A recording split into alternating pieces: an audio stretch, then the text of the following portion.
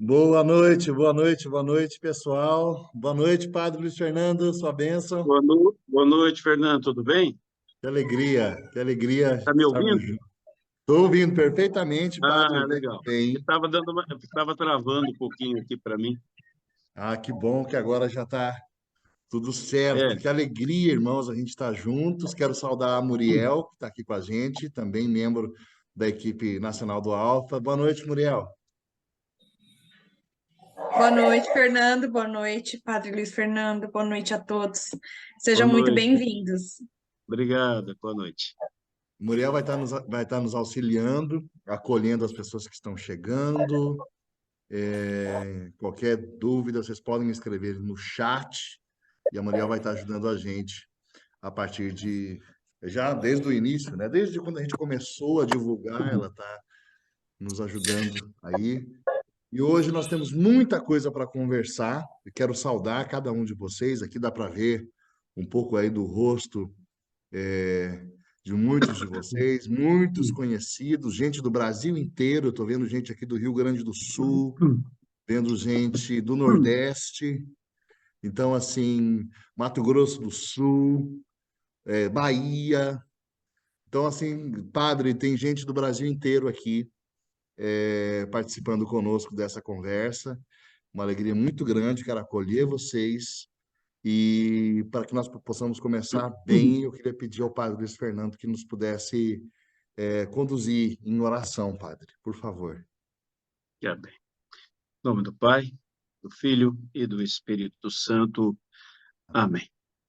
Pai querido, Pai de amor e bondade, queremos te dar graças pelo momento que o Senhor nos concede, momento de partilha, e de partilha a respeito do teu reino, daquilo que o Senhor nos permite fazer no teu reino, em comunhão com o Senhor.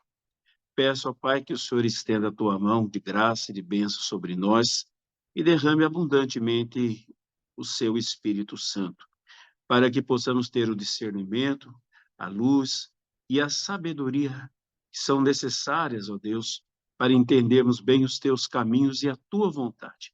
Quero te louvar e bendizer pela vida desses meus irmãos e irmãs que estão comigo, pessoas que eu não conheço, nem todas talvez, mas eu sei que o Senhor as conhece, o Senhor as ama, o Senhor as chamou para estar aqui conosco na noite de hoje. Permite, Senhor, que esse momento seja um momento assim muito rico, um momento onde nós podemos partilhar e compartilhar aquilo que o Senhor tem feito. Que nós não passamos de instrumentos e servos inúteis, mas que queremos ser parte da obra do Senhor, do movimento do Espírito e da evangelização no mundo inteiro. Por isso pedimos que o Senhor abençoe a nossa reunião, abençoe cada pessoa que está aqui, Fernando, as pessoas que o auxiliam neste momento, todos os integrantes do Alfa, Senhor, todas as pessoas que foram inspiradas para participar desse movimento maravilhoso de anúncio da palavra. Que a tua bênção esteja sobre todos nós, essa reunião seja muito proveitosa, seja muito gostosa também, Senhor, seja um momento assim bastante descontraído, mas ao mesmo tempo de profundidade. É o que nós pedimos e agradecemos, em nome de Jesus Cristo, nosso Senhor, a quem nós louvamos e adoramos, que está conosco, juntamente com o seu Espírito. Muito obrigado, Senhor, por estar aqui. Obrigado pela oportunidade que o Senhor me dá, que o Senhor nos dá, estamos aqui. Amém, Senhor. Muito obrigado, muito obrigado. Amém, amém. Eu quero pedir a todos vocês que estão acompanhando, tá? Que vocês, por favor, deixem os microfones de vocês mutados para que a gente possa otimizar ao máximo o som, tá? Quero explicar a vocês que nós estamos gravando essa conversa. Sabemos que muitos irmãos queriam estar aqui, mas não vão poder. Mas você que está aqui, né? Você é um privilegiado porque você vai ter a oportunidade de poder usar o chat e outros meios para poder fazer perguntas na medida que a gente vai começar a explanar. Padre Luiz Fernando, eu, antes de mais nada, né, eu quero falar que nós temos aqui hoje paróquias, novas comunidades, colégios, movimentos que não só de renovação carismática, mas Regnum Christi, outros, nós temos assim uma grande diversidade de expressões da igreja que estão hoje utilizando o Alfa como uma ferramenta dentro do seu currículo formativo. E isso é muito bom, o Alfa ajuda muito enquanto currículo formativo. Mas a coisa mais bonita é quando a experiência não é apenas uma ferramenta, mas quando ela se torna uma cultura de relação, uma cultura de ministérios, né, fluindo. E quando isso acontece, padre, eles vêm correndo, os párocos, os líderes vêm correndo para a gente e falam assim: eu quero manter isso na minha paróquia, eu quero manter isso na minha comunidade, eu preciso manter isso nos alunos do colégio. O que que eu faço depois do Alfa? Né, para onde eu vou? E agora? Né? Então, assim, esse é um grande grito de muitos, né?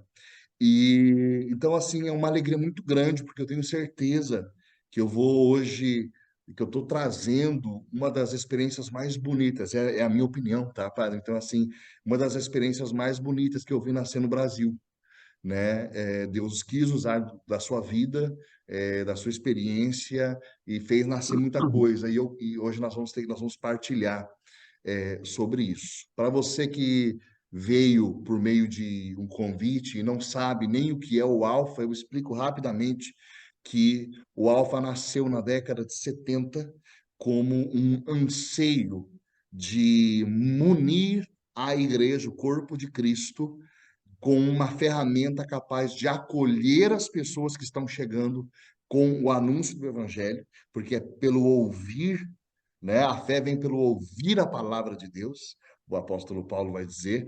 Então, essa pregação é necessário que ela aconteça, mas ao mesmo tempo que essa pregação aconteça num ambiente de querigma, não só num conteúdo de querigma, mas num ambiente também querigmático, um ambiente de hospitalidade, de acolhida.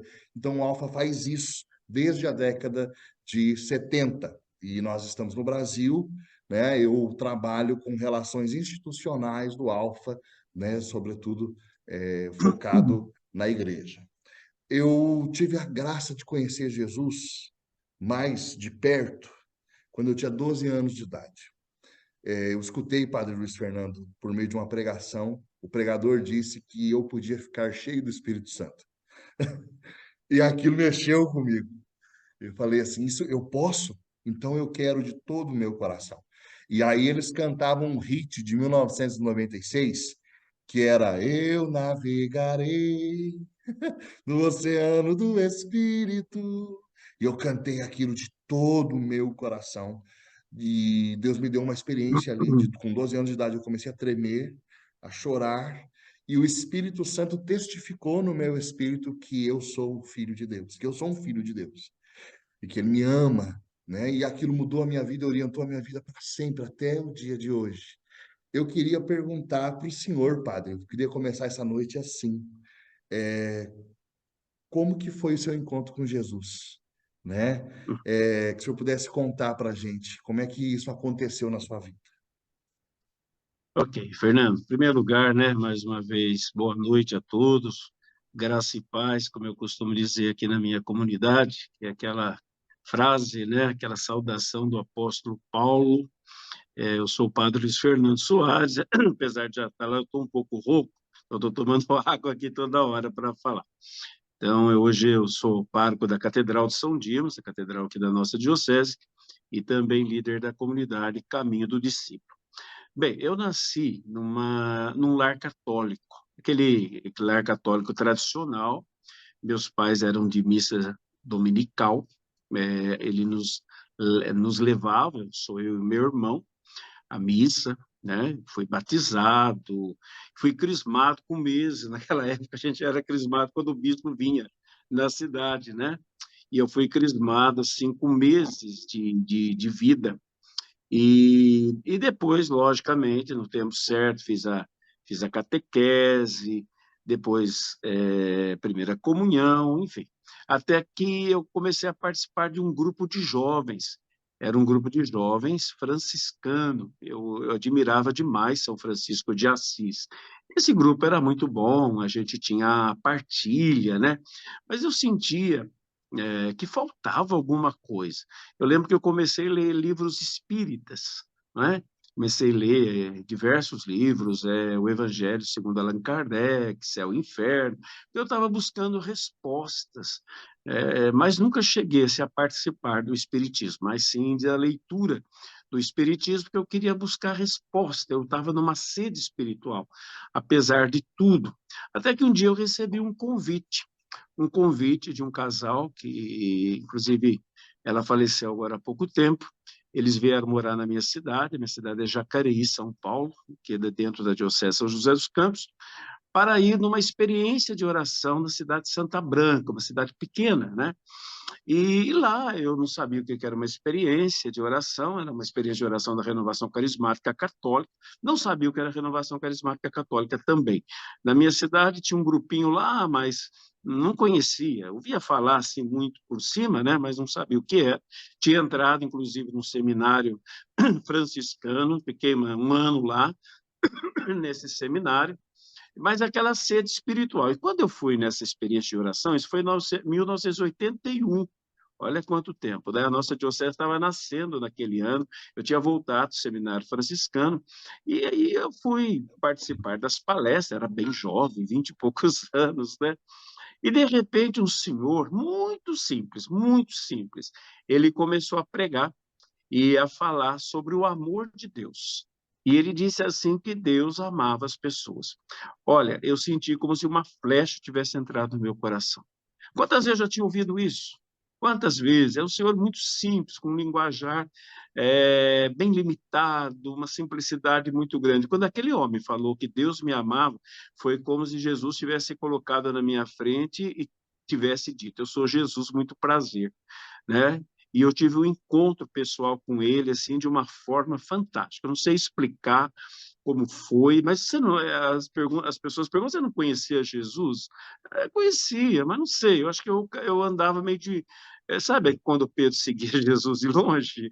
Sabe, eu acho que eu seguia Jesus de longe, achava que era de perto, mas era de longe. Foi uma experiência maravilhosa. Logo depois dessa primeira experiência do encontro pessoal com Jesus, ah, veio uma outra pessoa para falar sobre a salvação em Cristo. O tema era salvação em Cristo. Eu comecei a ouvir, né, assim, assim, encantado por dentro, uma experiência, parecia que eu tinha, era como um milho de pipoca, sabe? Parecia que Uhum. eu tinha virado para o avesso. Coração duro, né? Não sou muito emocional assim, então me segurei para não chorar, porque eu estava na frente dos meus amigos jovens, né? E, de repente, eu senti como se algo estivesse na minha garganta. Eu era bem gulosinho, né? Falei: nossa, eu exagerei na hora do café, comi demais, né? Agora estou passando mal, vou passar vergonha aqui nessa sala, que praticamente a maioria era jovem que estava ali. Aí eu resolvi sair, falei: não, eu vou sair, é chato, mas eu vou sair no meio da palestra, porque eu estou passando mal. Porque o que eu achava que era ânsia, sabe? Eu achava que era ânsia. Mas não tinha aquela coisa ruim de uma ânsia, mas eu achava que era mas alguma coisa queria sair, alguma coisa queria sair. Aí eu abri a porta, né? Era um grupo escolar muito velho, aquela porta que rangia, né? Que todo mundo viu. Eu abri a porta, daí eu fechei aquela porta. Eu comecei a falar em línguas. Comecei a falar em línguas e muitas e muitas e muitas. Eu nunca tinha ouvido falar em línguas. E falar que alguém... Eu nunca tinha ouvido falar. Tinha na Bíblia, mas eu nem sabia o que era aquilo. Nunca vi ninguém. Hoje você vê até pela televisão. Nunca ouvi ninguém falar em línguas. Nunca ninguém me falou do dom de línguas. O tema não era dom de línguas, nada. Eu recebi o batismo no Espírito Santo e comecei a falar em línguas. E muitas línguas. Eu não sabia o que era, fiquei assustado. Fui para um canto e eu ficava lá, sabe, orando, e vinha aquelas línguas e parecia que eu não tinha controle, mas ao mesmo tempo tinha. Quando eu queria, eu parava, mas eu não queria parar. E aquilo foi por 2 horas e meia. Eu perdi todas as palestras daquele dia. 2 horas e meia falando em línguas, falando em línguas. Tem que voltar, que loucura é essa? Não sei o que era. Uma alegria fantástica, ao mesmo tempo assustado com aquilo que eu nunca tinha visto. Aí eu procurei, na época, uma freira, né, a irmã Laís, e perguntei para ela, falei, irmã, o que está acontecendo comigo? Eu tô falando uns negócios estranhos, tô preocupado, mas não era ruim, era muito gostoso, né? E daí ela falou assim, você foi com a maior simplicidade, que para mim era um negócio que era, eu não sabia que era aquilo. Ela falou assim, não, você está falando em línguas, você foi batizado com o Espírito Santo. Depois eu te explico, na última palestra nós vamos explicar que seja isso. E foi isso, Fernanda. E a partir daquele dia, a minha vida fez uma mudança radical. Eu falo que é ACDC, antes de Cristo, depois de Cristo. Que Eu lindo. gostava de ler a Bíblia, sempre gostei. Eu lembro quando criança, eu roubei a Bíblia do guarda-roupa do meu pai, que meu pai dizia que quem lia a Bíblia ficava louco, sabe? E eu queria ler. Eu li a Bíblia inteirinho, quando Errado não criança. tá. Não, aprendi a ler, fui ler a Bíblia, li a Bíblia do meu pai e tudo mais. Mas quando eu cheguei em casa, eu comecei a ler a Bíblia sem parar. Sabe, eu fui dormir na minha casa, na cidade vizinha, e à noite mesmo já queria ler a Bíblia. Eu não tinha esse costume de ler a Bíblia, a gente só lia o Evangelho na catequese, no grupo que eu participava. Comecei a ler a Bíblia e foi uma mudança muito grande. Lógico, eu não estou dizendo assim que depois dessa eu fiquei santo, deixei de Hum. pecar. Não, não foi nada disso. Mas houve uma mudança, e assim, que dura até o dia de hoje. Isso foi em 1981. Eu vou fazer esse ano 32 anos de padre. E dura até hoje. E não só isso, Fernando, cada dia está mais forte. Ô, Cada dia padre, eu está queria mais perguntar, forte. depois dessa experiência que o senhor está narrando aqui, porque aí é o jovem Luiz Fernando que saiu do seminário, que saiu daquela experiência dos franciscanos, né? Eu queria saber, depois disso, o chamado para voltar para o seminário, ou seja, o chamado para a vocação sacerdotal. Como que foi isso, padre? Praticamente tudo no mesmo dia. Olha só. Foi uma experiência de oração, quando eu estava, quer dizer, o que aconteceu comigo foi num sábado, foi dia 31 de outubro, outro dia era dia 1º de novembro, e aí, num determinado momento de oração, né, uma moça que eu não conhecia, essa moça, ela falou assim, você pensa em ser padre? Nunca tinha visto essa moça na vida. Eu tinha saído do seminário achando que não era para mim, sabe? Porque eu não me identifiquei muito no seminário franciscano, não sei. Eu falei para ela, não penso, não penso, né? De fato, eu não estava pensando, mas mesmo. Ela falou, que engraçado, eu te vi no altar, você tinha uma capa e sobre a sua cabeça estavam umas letras, ela disse até assim, ela falou assim, eram umas letras que estão dançando. Ela usou essa palavra, estão dançando sobre a sua cabeça. E elas dizem sobre evangelização. Então, aquele dia eu senti o meu chamado. Não é que eu senti o chamado, foi renovado. Eu não, sabe, eu tinha me fechado aquele chamado e foi renovado. Eu comecei a pensar de novo. E quando eu fui ordenado padre em 91, a minha paróquia de origem me deu aquilo que os paramentos, né? A túnica, a estola e a casula. A casula, o meu lema de ordenação é: o Senhor me ungiu ministro do Evangelho e pastor do seu povo, baseado em Isaías, né? Em Lucas, lá quando Jesus fala que foi ungido pelo Espírito Santo. E aí eles mandaram gravar, isso não era comum, mandaram bordar atrás. Quando eles abriram a casula, na hora veio o que ela disse. Eu estava no altar, eu ia ser revestido de uma capa, né, que a casula é como se fosse uma Sim. capa que a gente usa, e lá estavam a ler: o Senhor me ungiu, ministro do Evangelho e pastor do seu povo. E eu lembrei o que aquela moça tinha me dito naquele dia. Eu te vi com uma Meu Deus. capa, sobre a sua cabeça estavam letras e elas dançavam, e eu só consegui ler que é evangelização. De fato, o Senhor me ungiu, ministro do seu povo, e o Senhor pastor do seu povo, e ministro da evangelização. Então, eu fiquei pensando, puxa vida, né? Aquilo que foi dito há tantos anos atrás, foi em 81, eu fui ordenado em 91, 10 anos depois, foi uma confirmação, não sei. Na hora eu não entendi nada, eu não entendia nada dessas coisas, né?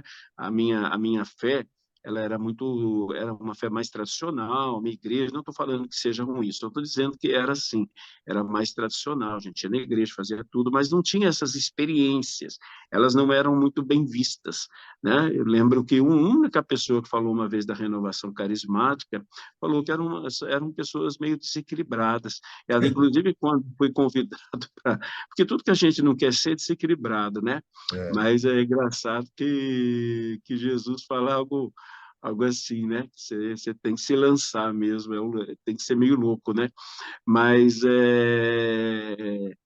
e eu não queria Hum. ser desequilibrado, eu não queria me associar a gente desequilibrada, né? Não queria.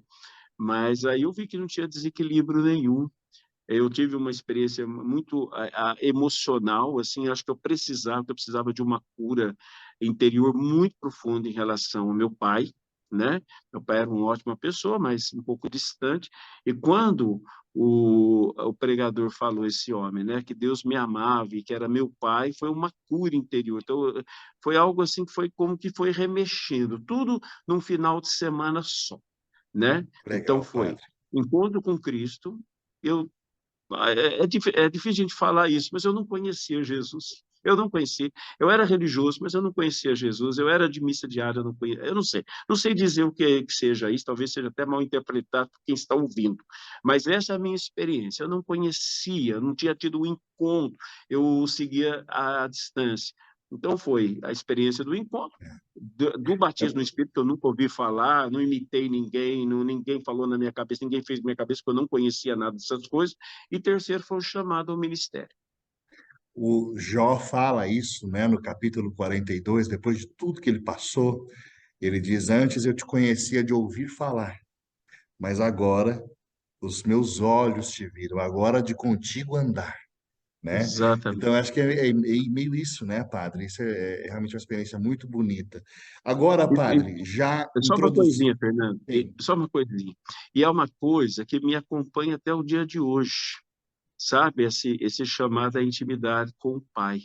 Me acompanha até o dia de hoje. Não foi alguém fala, mas uma coisa de jovem, né, um oba-oba. Tá, eu sei que existe oba-oba, mas para mim não foi um oba-oba, foi uma experiência espiritual fortíssima que transformou a minha vida. E hoje, se eu estou no ministério e fazendo o que eu estou fazendo, é por conta dessa experiência inicial. excelente.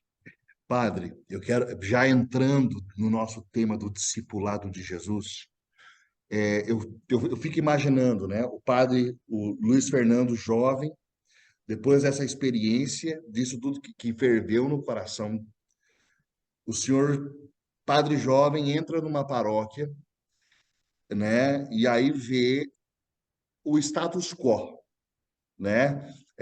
As coisas como elas se dão desde muitas décadas até o dia de hoje, né?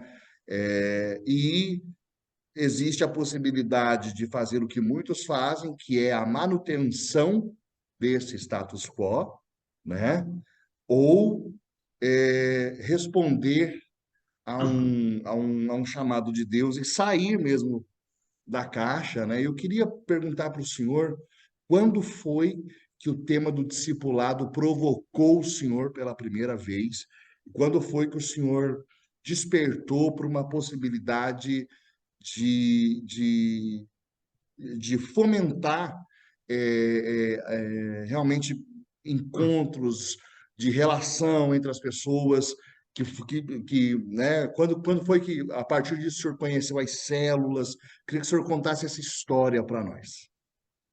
Fernando, quando eu estava no seminário, chegou assim na minha caixinha de correio, naquele tempo tinha e-mail, né? Não tinha, era caixinha de É, correio.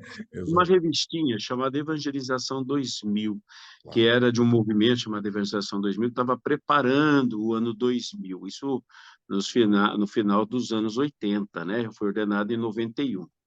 E aí, essa revista falava de tinha como tema Paróquia em Chamas, e contava a experiência da paróquia de Santo Eduardo, né, nos Estados Unidos, na Arquidiocese de Miami, que falava de células, de pequenos grupos. Aí tá. Aí, mais tarde, chegou uma segunda revista, e falava da mesma experiência na paróquia Santo Eustorgio, né, em Milão, na Itália. De repente, chegou uma terceira revista, falava da mesma experiência na paróquia São João Evangelista, na Irlanda, se não me engano. E falava dessa experiência, né? E eu não sabia nada de discipulado. Essa palavra não era falada, não era falada. A gente falava de evangelização, mas não falava de discipulado, não esse sentido, era evangelizar. Então, quando eu vi aquilo, caiu no meu coração e logo depois eu comecei a buscar na palavra de Deus. Eu achei Atos 2, 42, 47, que falava a respeito daquilo. Eu falei, tá, quando eu for padre, eu vou implantar isso. E eu fui padre pela primeira vez, assim como pároco, fui vigário um ano numa paróquia, logo depois eu fui padre nessa cidade, eu tive a minha experiência de oração, Santa Branca, fiquei lá 10 anos. E comecei a implantar, mas eu não conhecia nada, Fernando, nada. Um casal foi a Miami, eles iam para os Estados Unidos, ele trouxe um material, nós começamos a implantar esse trabalho lá de células, de grupos pequenos que crescem e se multiplicam, mas assim, não foi muito para frente, porque eu não conhecia muito, eu não dei assistência que eu deveria ter dado, nada disso, até que eu fui transferido para uma paróquia grande aqui de São José, eu creio que é a maior paróquia que tem aqui em termos de participação, de templo, tudo mais, chamada Paróquia Espírito Santo, Jardim Satélite, né, aqui em São José dos Campos. E lá eu recomecei isso em 2004. A gente faz a reunião do CPP, que eu apresentei para o CPP essa metodologia chamada células, né? E até onde eu sei, eu fui o primeiro aqui no Brasil que começou esse trabalho, que eram grupos pequenos, né, que cresciam, que se multiplicavam. Eu tinha um material que eu achei, as Paulinas, se não me engano, como que chama a editora? Não é? A editora Loyola Legal. havia feito um livro chamado Treinamento de líderes leigos. E eu achei em Aparecida esse livro, indo numa livraria, quando eu vi, tinha células. Eu falei para a moça, nossa, moça, tem mais esse livro? Ela falou, esse livro está tudo encalhado aqui, ninguém compra. Eu comprei todos. Saí de lá com uma caixa nas costas, porque eu estava com um carro longe, uma caixa nas costas de livro. Fui a São Paulo, comprei o restante, porque não sair de linha. E com esse livro, eu comecei a fazer um treinamento de liderança na paróquia. Em primeiro lugar, eu chamei o CPP, na época o CPP, né, que é o Conselho Paroquial de Pastoral da Paróquia Espírito Santo, ele compunha de quase 100 pessoas. E aí, 80 pessoas. Eu expliquei, olha, gente, são pequenos grupos que crescem e multiplicam. O objetivo, até o momento, não falava de discipulado, Fernando. Falava de evangelização, uma estratégia de evangelização. Aí eu falava assim, é uma estratégia de evangelização, eu até dizia assim, olha, nós fazemos muitas coisas, nós vamos à missa, mas nós não estamos juntos. Os primeiros cristãos ficavam juntos, a igreja era um tripé, tinha o culto, a celebração, né? Quando falo que eles iam ao templo, não é exatamente como a gente faz hoje, mas eles iam ao templo, eles também serviam, a gente vê lá a vida dos diáconos, tanta coisa, mas eles estavam juntos, eles tinham comunidade, e eu sentia falta disso, né? Eu via as pessoas, assim, iam à missa, algumas estava na pastoral um pouco cansado. Eu falei, gente, nós precisamos estar juntos, nos conhecer. Se falava muito na época de acolhida, muitos católicos deixando a igreja porque não eram acolhedores, aí que a igreja não era muito acolhedora. E a ideia que se dava era colocar a gente na porta, tá? É ótimo, eu tenho na paróquia, nossa, mas não é isso. As pessoas precisam conhecer umas às outras. As pessoas precisam se importar umas com as outras, as pessoas precisam orar umas pelas outras, elas precisam ouvir, elas precisam compartilhar, precisam partilhar umas com as outras. Os primeiros cristãos viviam assim. Por que nós não vivemos mais? Hoje, o que nós conhecemos, eu pensava, né? É assim, o que nós conhecemos do outro hoje na igreja é a nuca. Nós olhamos para a nuca dos outros. E os cristãos davam para a cara do outro, né? E Jesus falou, estarei no meio deles. Aí eu propus para esse grupo de 100 pessoas, 80, não, a gente quer. Quando eu comecei o curso, só 40. 40 nem apareceu. E a partir dali eu comecei esse curso, né? Era no subsolo da igreja. Depois de um ano dando esse curso, com esse manual, fui pegando, fui aprimorando algumas coisas também, que eu achava que era legal. E depois, assim, depois de um ano, nós começamos as primeiras células, os primeiros grupos. Eram 4 grupos no subsolo da igreja, nas salas da igreja. Então, eu ia numa sala, ia na outra. Às vezes, eles faziam perguntas que eu não sabia responder, sabe? Eu falei, não, gente, então, peraí, eu vou pesquisar, porque eu não sei direito. Até que um dia, nós tivemos aqui em São José, um grande cenáculo, aquele era o cenáculo regional, e era pregado pelo Monsenhor Jonas Abib. E eu peguei tudo que eu tinha, coloquei num papel e levei para ele, né? Falei assim, vamos ver o que ele vai dizer, né?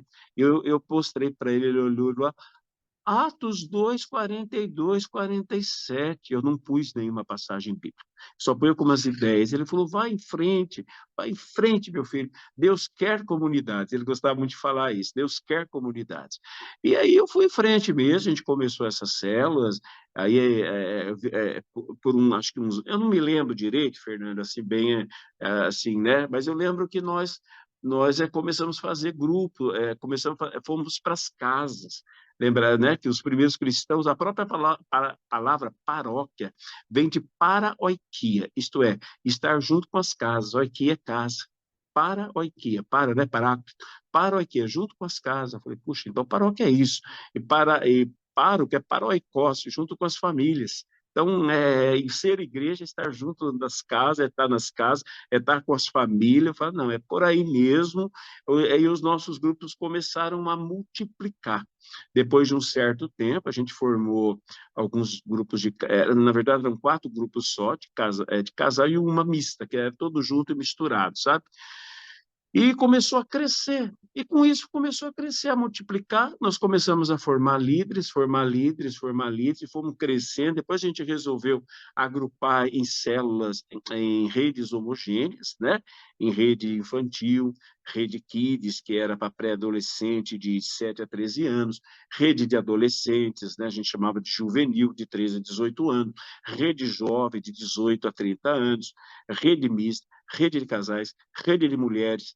Para quê? Para a gente poder também vivenciar um pouquinho algumas realidades mais homogêneas, né? As mulheres tinham que ser célula durante o dia, muitas não podiam sair à noite. Os casais, foi inclusive o grupo de célula que mais cresceu. Os jovens, nós chegamos a ter quase 1.000 jovens em células, sabe, entre juvenil e jovem, e o jovem evangelizava o jovem, o casal evangelizava o casal, a mulher evangelizava a mulher, e a gente tinha a mista também, que podia ir todo mundo, podia ter jovem, mulher, casal, tudo junto, e as pessoas iam evangelizando, e a paróquia passou a ser uma paróquia missionária.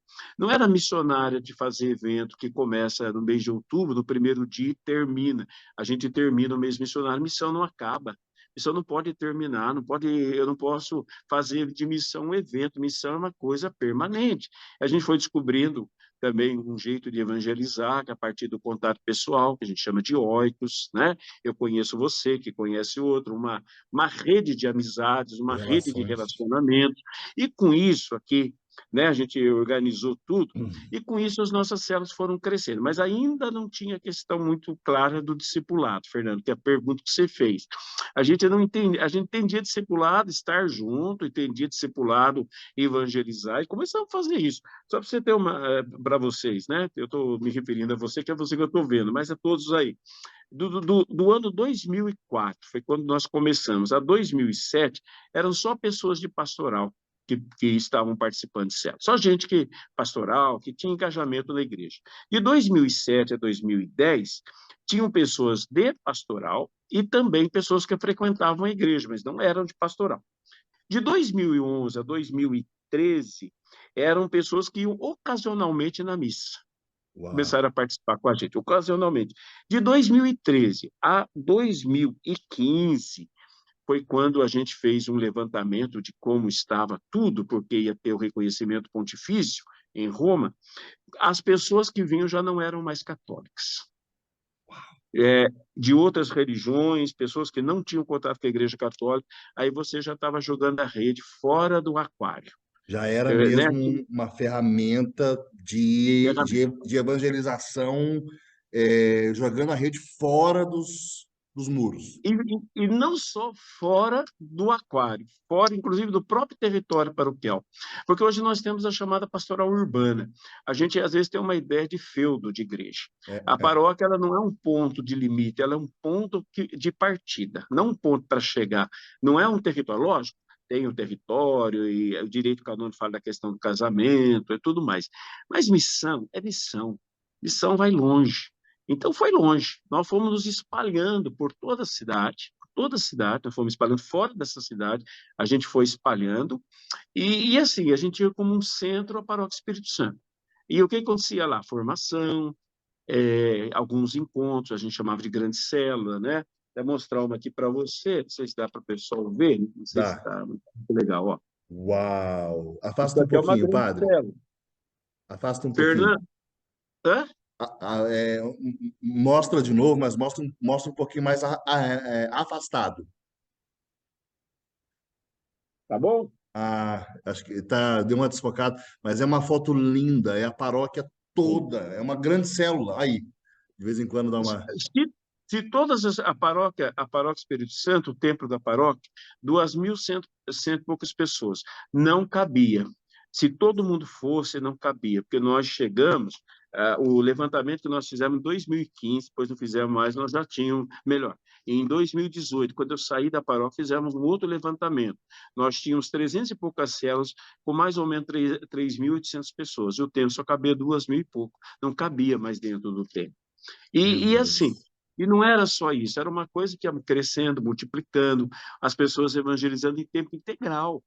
A gente fazia um curso chamado Oikos e ensinando, olha, como você chega, não chegava falando de Bíblia, Ô, sabe? Não padre, chegava e não tinha choque entre a célula e as pastorais? Ou tinha foi o medo, contrário? tinha medo. As pessoas falavam assim que as células iam destruir as pastorais. Olha Só que só. foi o contrário. Quando eu saí, a paróquia tinha quase 80 grupos diferentes. As pastorais, elas foram alimentadas pelas células. Nós tínhamos pessoas engajadas em todas as pastorais, pastoral da família, porque nós tínhamos, da família, nós tínhamos 600 e poucos casais em célula. Então, isso foi alimentando a pastoral familiar, demais, e fomos criando pastoral dos esportes para os jovens, pastoral dos estrangeiros, pastoral dos empresários. A gente dava nomes diferentes, assim, das pessoas solteiras. Então, foi assim, as pessoas foram se engajando. A gente não obrigava a pessoa, inclusive, nem obrigava a participar da Paróquia Espírito Santo. Por quê? Algumas pessoas eram de outras paróquias. Falaram, então você participa da sua paróquia, pode pagar o dízimo lá, não tem problema. Mas o nosso dízimo também foi crescendo a ponto de a gente chegar a ter quase 10.000 dizimistas nessa época. Nossa. Assim. E assim, muita coisa foi acontecendo junto com as células e sendo alimentado pelas células também. Mas tinha esse medo, né? Tinha esse medo. Ah, não, porque vai destruir as pastorais, até porque as células, muitas vezes, elas faziam os trabalhos pastorais. Porque a célula de casal, por exemplo, eles aconselhavam casais, evangelizavam casais, acompanhavam casais, faziam seminário de finanças, faziam noite de oração para casais, mas tinha pastoral familiar, com seus cursos, curso de noiva, curso de santificação, tinha tudo, e eles estavam lá presentes. Eu nunca pedia, eles faziam um encontro de casais que não era da célula, era um encontro que já tinha na paróquia, e eu nunca pedi que eles falassem de célula. Eles resolveram colocar como última palestra do encontro a célula, porque eles queriam levar as pessoas para células, para os pequenos grupos. E foi Uau. crescendo, Fernando, foi crescendo, assim. Nós paramos diversas vezes. Por quê? Porque a gente entendia como que é a dinâmica de uma célula. É um grupo pequeno, é assim que... Eu vou colocar o que é ideal, que deve crescer até chegar 12 pessoas. Essa célula tinha um líder auxiliar. 12 pessoas. Quando chega a 12 pessoas, a célula está madura. O que é a célula madura? Não é só ter 12 pessoas, mas está todo mundo compartilhando, está todo mundo evangelizando, está todo mundo impregnado da ideia de missão, de oração. A célula também era sustentada por muita oração, a adoração era todo dia de manhã até à noite na capela, era bem sustentada pela oração, né? E então, quando estava todo mundo assim já maduro, a gente multiplicava a célula. Seria assim, 6 para cá, 6 para lá. E a gente dava como meta, porque sem meta não funciona, viu? Não funciona. Se não tiver meta, deixa à vontade, não acontece nada. Não, então, a nossa meta é que em um ano você leve mais uma pessoa para Jesus, e essa célula, que era 6, ia chegar a 12 de novo. Multiplicava de novo, formava líder, multiplicava. Nós formamos mais de 1.000 líderes dentro da célula. Mais de 1.000 líderes para as células, né? E para que elas pudessem crescer e multiplicar. Só que, nesse meio tempo, também Deus inspirou uma comunidade. Na verdade, no início não era bem uma comunidade, era uma espécie de um grupo de trabalho para a gente ajudar paróquias que estavam ligando para a gente. Nós recebemos pessoas praticamente dos 5 continentes da Terra, de 4 continentes da paróquia. Bispo da França, padres da Itália, do Canadá, da Tasmânia, né, que tem o demônio da Tasmânia, como chama o diabo da Sim, Tasmânia. Recebemos da Tasmânia, recebemos de diversos lugares da Europa, recebemos diversos lugares, né? Canadá, enfim, diversas pessoas vieram conhecer o trabalho de célula, e a gente começou a receber pedidos pelo Brasil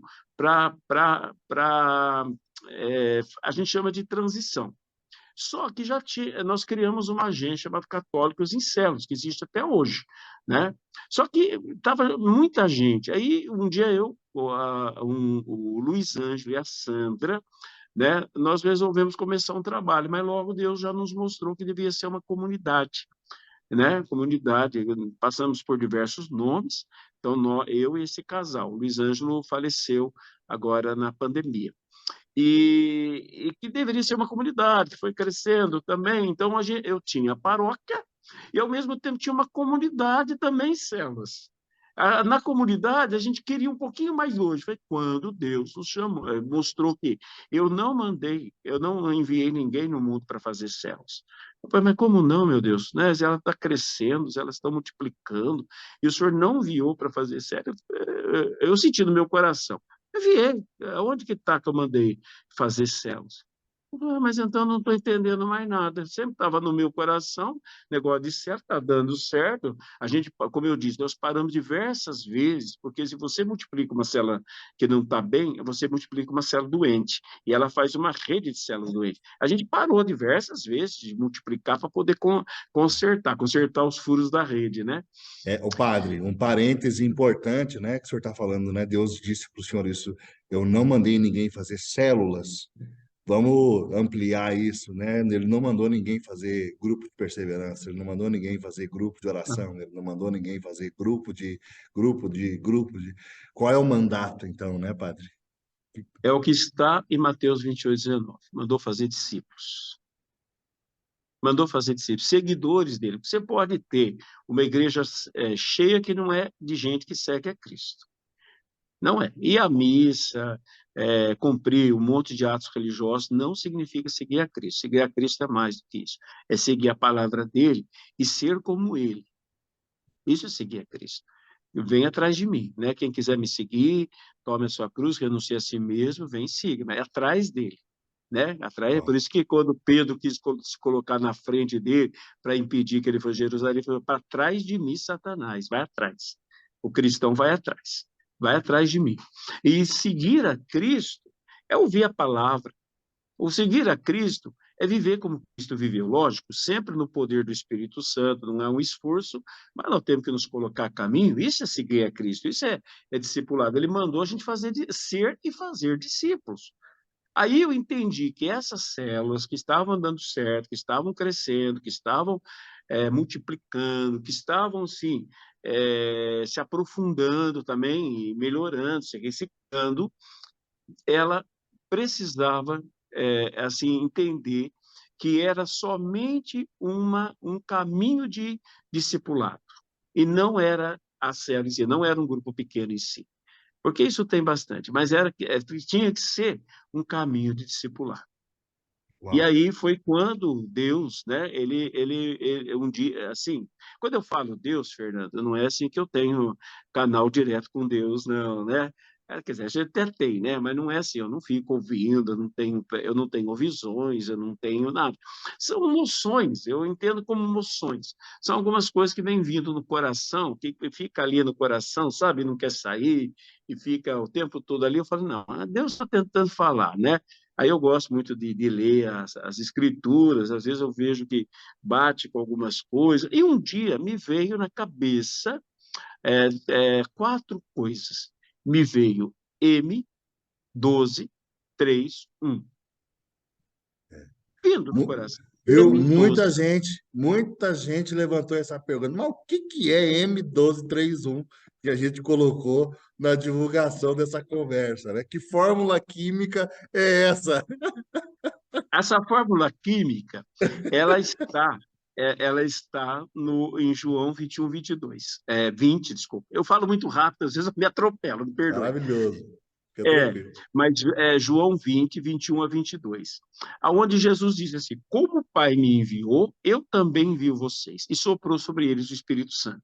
Então, o que quer dizer como o Pai me enviou? Eu entendo que o Pai enviou para quê? Para Jesus fazer discípulos, para serem pessoas semelhantes a Ele, né? Essa é a vontade do Pai. Nós sejamos semelhantes a Cristo. Paulo vai dizer a estatura, a largura, né? O caráter, os sentimentos, aquela coisa toda que a gente sabe. Mas Jesus, ele utilizou uma metodologia, voltando, eu entendo que quando diz, como o Pai me enviou, eu envio vocês, eu creio que também inclui princípios do discipulado de Cristo, público-alvo do discipulado de Cristo e também a estratégia de Cristo. Lógico que dentro dos tempos que nós vivemos. Nós não vivemos mais no tempo de Jesus, as coisas são diferentes, a linguagem tem que ser diferente, muita coisa é diferente. Olha o que Não nós estamos estamos na fazendo. Palestina, né, pai? Nós estamos na Palestina, olha o jeito que nós estamos nos comunicando hoje, né? Tudo mais. Bem, aí começou a vir esse negócio. M. Eu falei, mas o que é M? M o quê? 12. Aí ficava batendo, 12, 12, 12, 12. Mas 12 o quê? Daqui a pouco vinha 3. 3 o quê? 1. Eu falei, meu Deus, o que que é? Aí eu comecei a buscar a metodologia de Jesus. Eu descobri que Jesus ele ia se movendo no seu discipulado. Ele, após a prisão de João, ele começa o seu discipulado, né? Marcos fala que ele anunciava o reino, né? Dizendo o reino está próximo, convertei-vos, né? E crede no evangelho. Mas para quem? Para uma multidão. Ah, tá aí o M, multidão. Que seria o quê? O primeiro grupo a ser evangelizado. E o início do discipulado. Depois, Jesus chama os discípulos em Marcos 3, de 13 a 19. Ele é um dos chamados, ele diz assim, que ele subiu ao monte, chamou os que ele quis, foram a ele para ficar com ele. Eram 12. 12 homens. Tá. Depois, você vê em diversas passagens, né? Mateus 7, de 1 a 2, Marcos 5, 33, Marcos 14, 33, que Jesus tira dos 12, 3, Pedro, Tiago e João. E o que que Jesus faz? Jesus leva com ele lá na transfiguração, Getsemane, a ressurreição da filha de Jairo. Para quê? Essas pessoas vão estar muito mais próximas. Jesus está treinando esses líderes. Depois nós vamos ver que são sustentáculos da igreja. Paulo fala em Gálatas. Pedro, Exato. Tiago e João. É. Pedro, Tiago e João, que aparece lá. Alguns falam que não é o mesmo Tiago, mas não interessa muito, né? Mas Pedro, Tiago e João, eles aparecem lá em Jerusalém. Paulo vai ter com eles, né? Então você vê que Jesus treinou líderes. Treinou líderes. Então, Jesus moveu, primeiro, multidão, nunca deixou a multidão, mas ele diminuiu. Primeiro, ele começa com a multidão, depois ele vai para um grupo de 12, que é um grupo pequeno, que eu chamo de célula, né? Depois, ele treina líderes, os 3, e, por último, aparece o discípulo amado, a quem Jesus discipulava pessoalmente, João. que, né, segundo o que a gente entende, é João, né? Que João não coloca nome, talvez, para que todos nós sejamos também discípulos amados. Agora, também cada grupo tinha um alvo. Melhor, cada grupo tinha uma metodologia, tinha alguma coisa. Para o grupo da multidão, Jesus, ele anunciava o reino, era o querigma. É o querigma, a multidão é querigma. Quando eu falo multidão, eu não estou dizendo que seja milhares de pessoas juntas. Jesus fez isso. Mas, às vezes, você é uma multidão, porque atrás de você tem a sua família, tem seus amigos, tem seus vizinhos. Então, é uma multidão. Era o querigma. Jesus pregava o querigma, as coisas mais básicas do reino, né? E utilizava essa metodologia que chama de oikos, que é o contato pessoal. Ele vai na casa de Zaqueu, e Zaqueu chama os amigos, Mateus foi a mesma coisa. Pois nós vemos em Atos 2, 32 a 38, nós vemos Pedro fazendo a mesma coisa. Ele prega um sermão, converte muita gente, depois um outro sermão, converte muita gente. Os apóstolos andavam na rua fazendo milagres, a sombra de Pedro. Então você vê, multidão, mas sempre anunciando o reino, que depois a gente sabe que Atos dos Apóstolos, reino não é o próprio Jesus, né? Anunciando Jesus, falando. Mas então ali tem o querigma. Mas depois Jesus ele fez a sua pequena célula, o seu grupo de 12, que eram daquela multidão, ele tira alguns para estar com ele. Para estar com ele, estarem uns com os outros, para estar uns com os outros.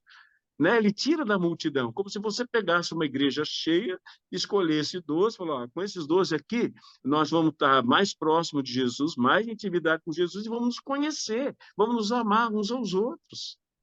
A gente fala de uns aos outros amar, mas amar como? Amar é você ouvir o outro, lá nas células, eu vi experiência de Atos dos Apóstolos, a pessoa ficava desempregada, todo mundo procurando emprego, passava fome, todo mundo ajudando, sei que todo mundo estava lá, sei que todo mundo estava lá, todo mundo estava lá, quer dizer, então, você está junto, está vivendo, e veja que Jesus, ele investiu seus melhores esforços nisso aí, os melhores esforços. A maior parte do seu tempo foi com os 12, né? A igreja nascente, que tem Atos 2, 42, 47, é grupo pequeno nas casas, as casas eram pequenas, não tinha, tem um livro chamado Evangelização da Igreja Primitiva, que diz que Jerusalém, um pouquinho até a diáspora, Jerusalém tinha 200 mil habitantes, e que 100 mil já seriam cristãos. Uau. Aonde ia pôr 100 mil? E que templo? O templo de Jerusalém, com o tempo, ficou fechado, eles não conseguiam mais entrar lá. Então foram nas casas, foram se multiplicando as casas, como hoje a gente vê na China e vê em outros lugares. A igreja da China é a maior do mundo, dizem. Mas onde está a igreja da China? Tem a igreja patriótica, mas é para chinês ver. Tem um livro chamado Deus é Vermelho, e lá conta que a igreja da China hoje funciona dentro das casas. E vão mudando de casa. E assim foi a estratégia. Hoje, a gente entende evangelização, aí vamos evangelizar. A gente quer construir um bairro, um templo, colocar cruz e um monte de coisas. Os primeiros cristãos, eles não pensavam. Muito mais tarde, tempo de Constantino, ele se reuniu nas casas. E Jesus fez isso. Chegando em casa, ele falava com os discípulos, chegando em casa. Então, qual era o conteúdo de Jesus ali? Era uma catequese, né? e na célula acontece a oração, a partilha, os dons surgem ali. A gente tinha pessoas que elas não falavam, de repente elas se tornaram ótimos líderes. Os dons vão surgindo.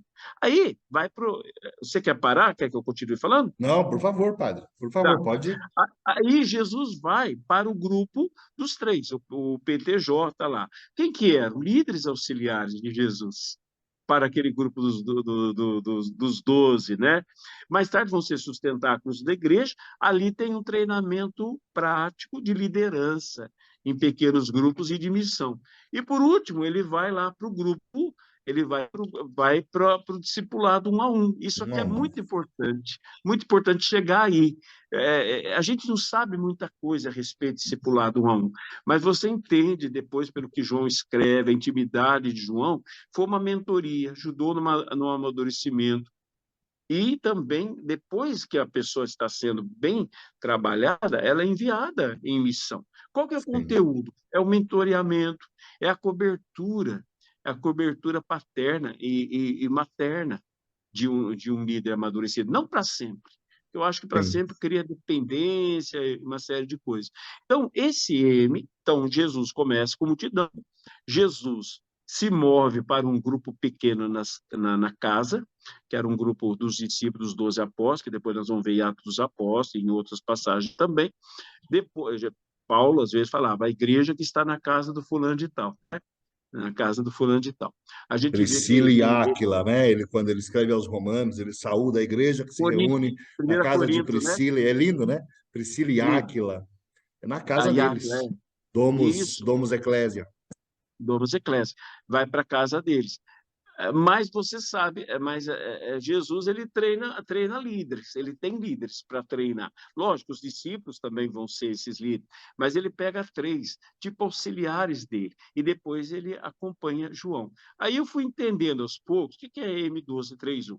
É vocês se movendo no discipulado, públicos-alvos diferentes, com conteúdos diferentes. Multidão, querigma, grupo nas casas, catequese. Quando eu falo catequese, não é uma catequese sistemática, é o ensinamento dos apóstolos, é a prática da vida cristã, como se aplica a vida cristã.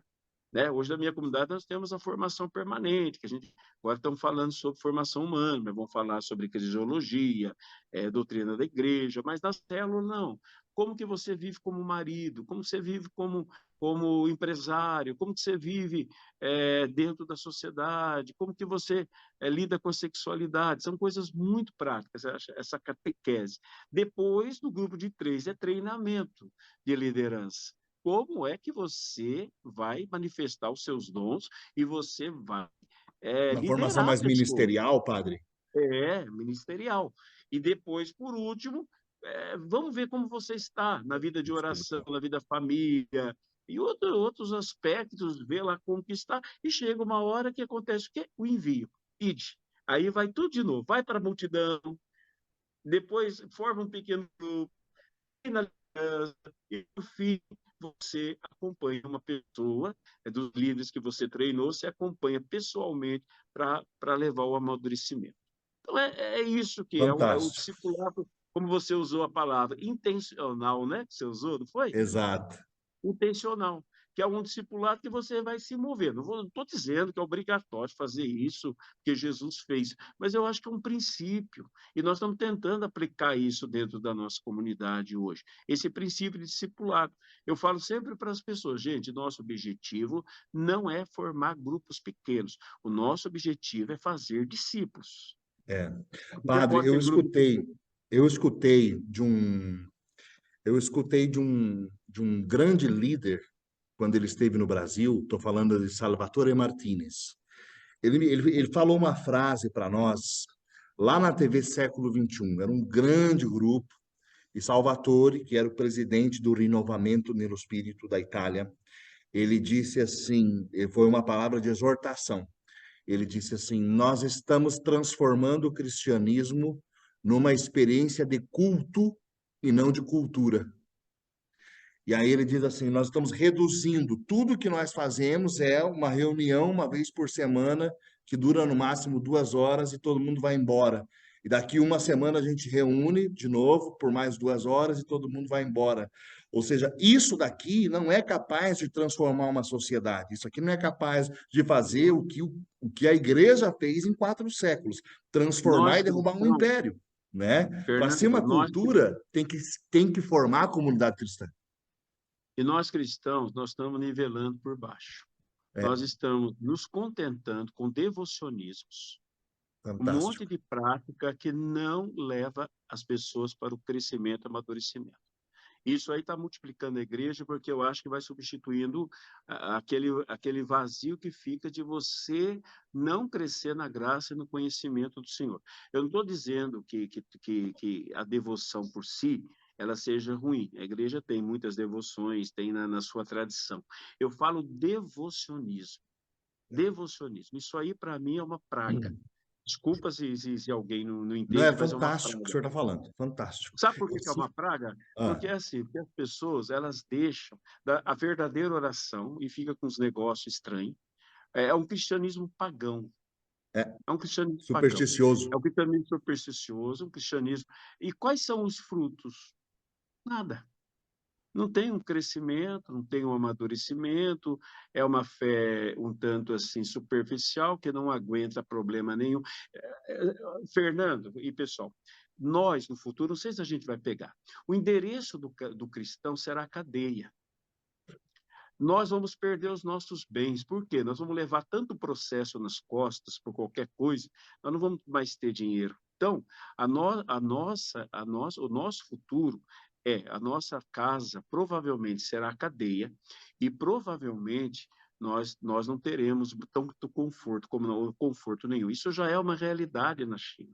Já é uma realidade. E será que nós estamos preparados para isso? Às vezes a gente fica com umas coisinhas assim, mas e o nosso relacionamento com Cristo, e aprofundamento da vida cristã, com tudo que tem, né? Nós somos pecadores, é, a gente é uma contradição só, né? O tempo todo. Mas será que nós estamos nos preparando para aquilo que virá?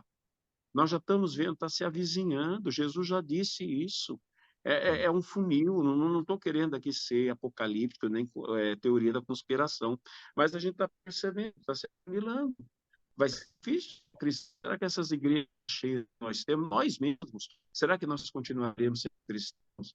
Agora, o cristianismo, ele cresce no terreno da perseguição, e não quando está tudo bem. Está tudo bem, nós nos acomodamos. Aonde há perseguição, que a igreja cresce.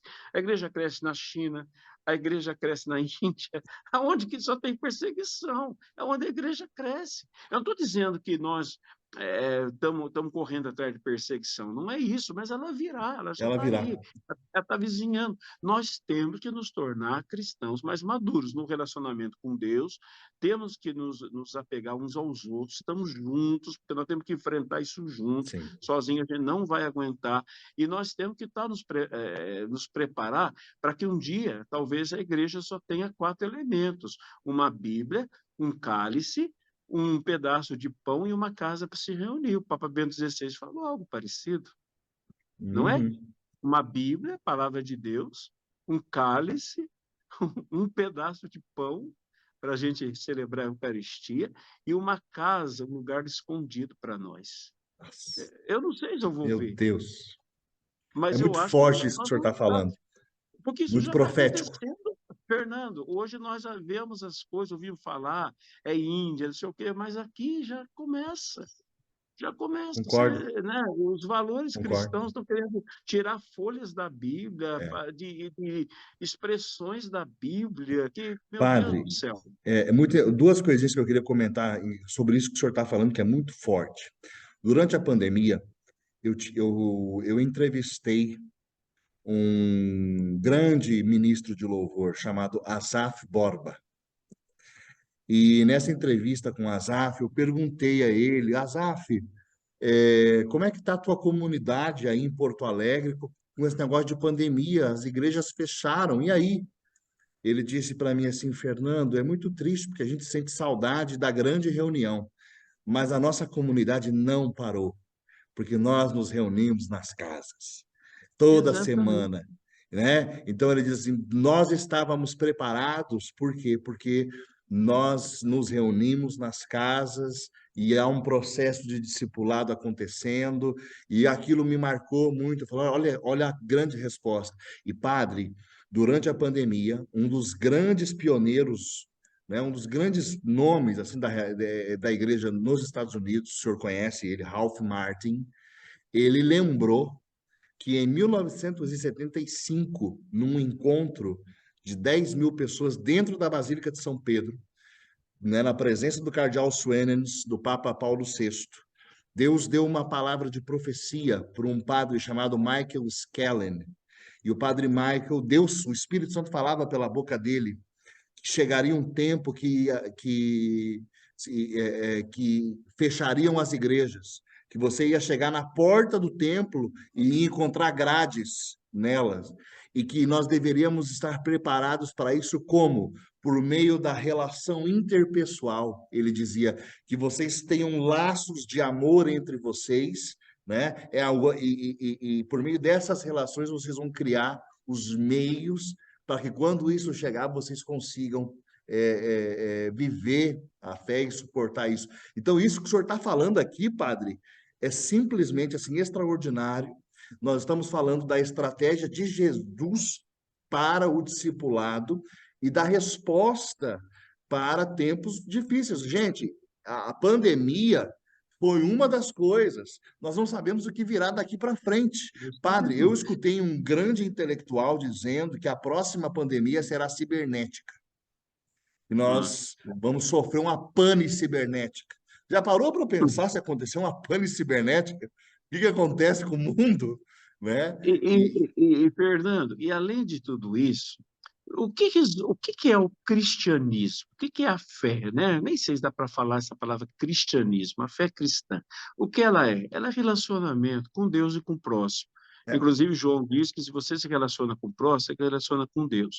Ela não é uma outra coisa.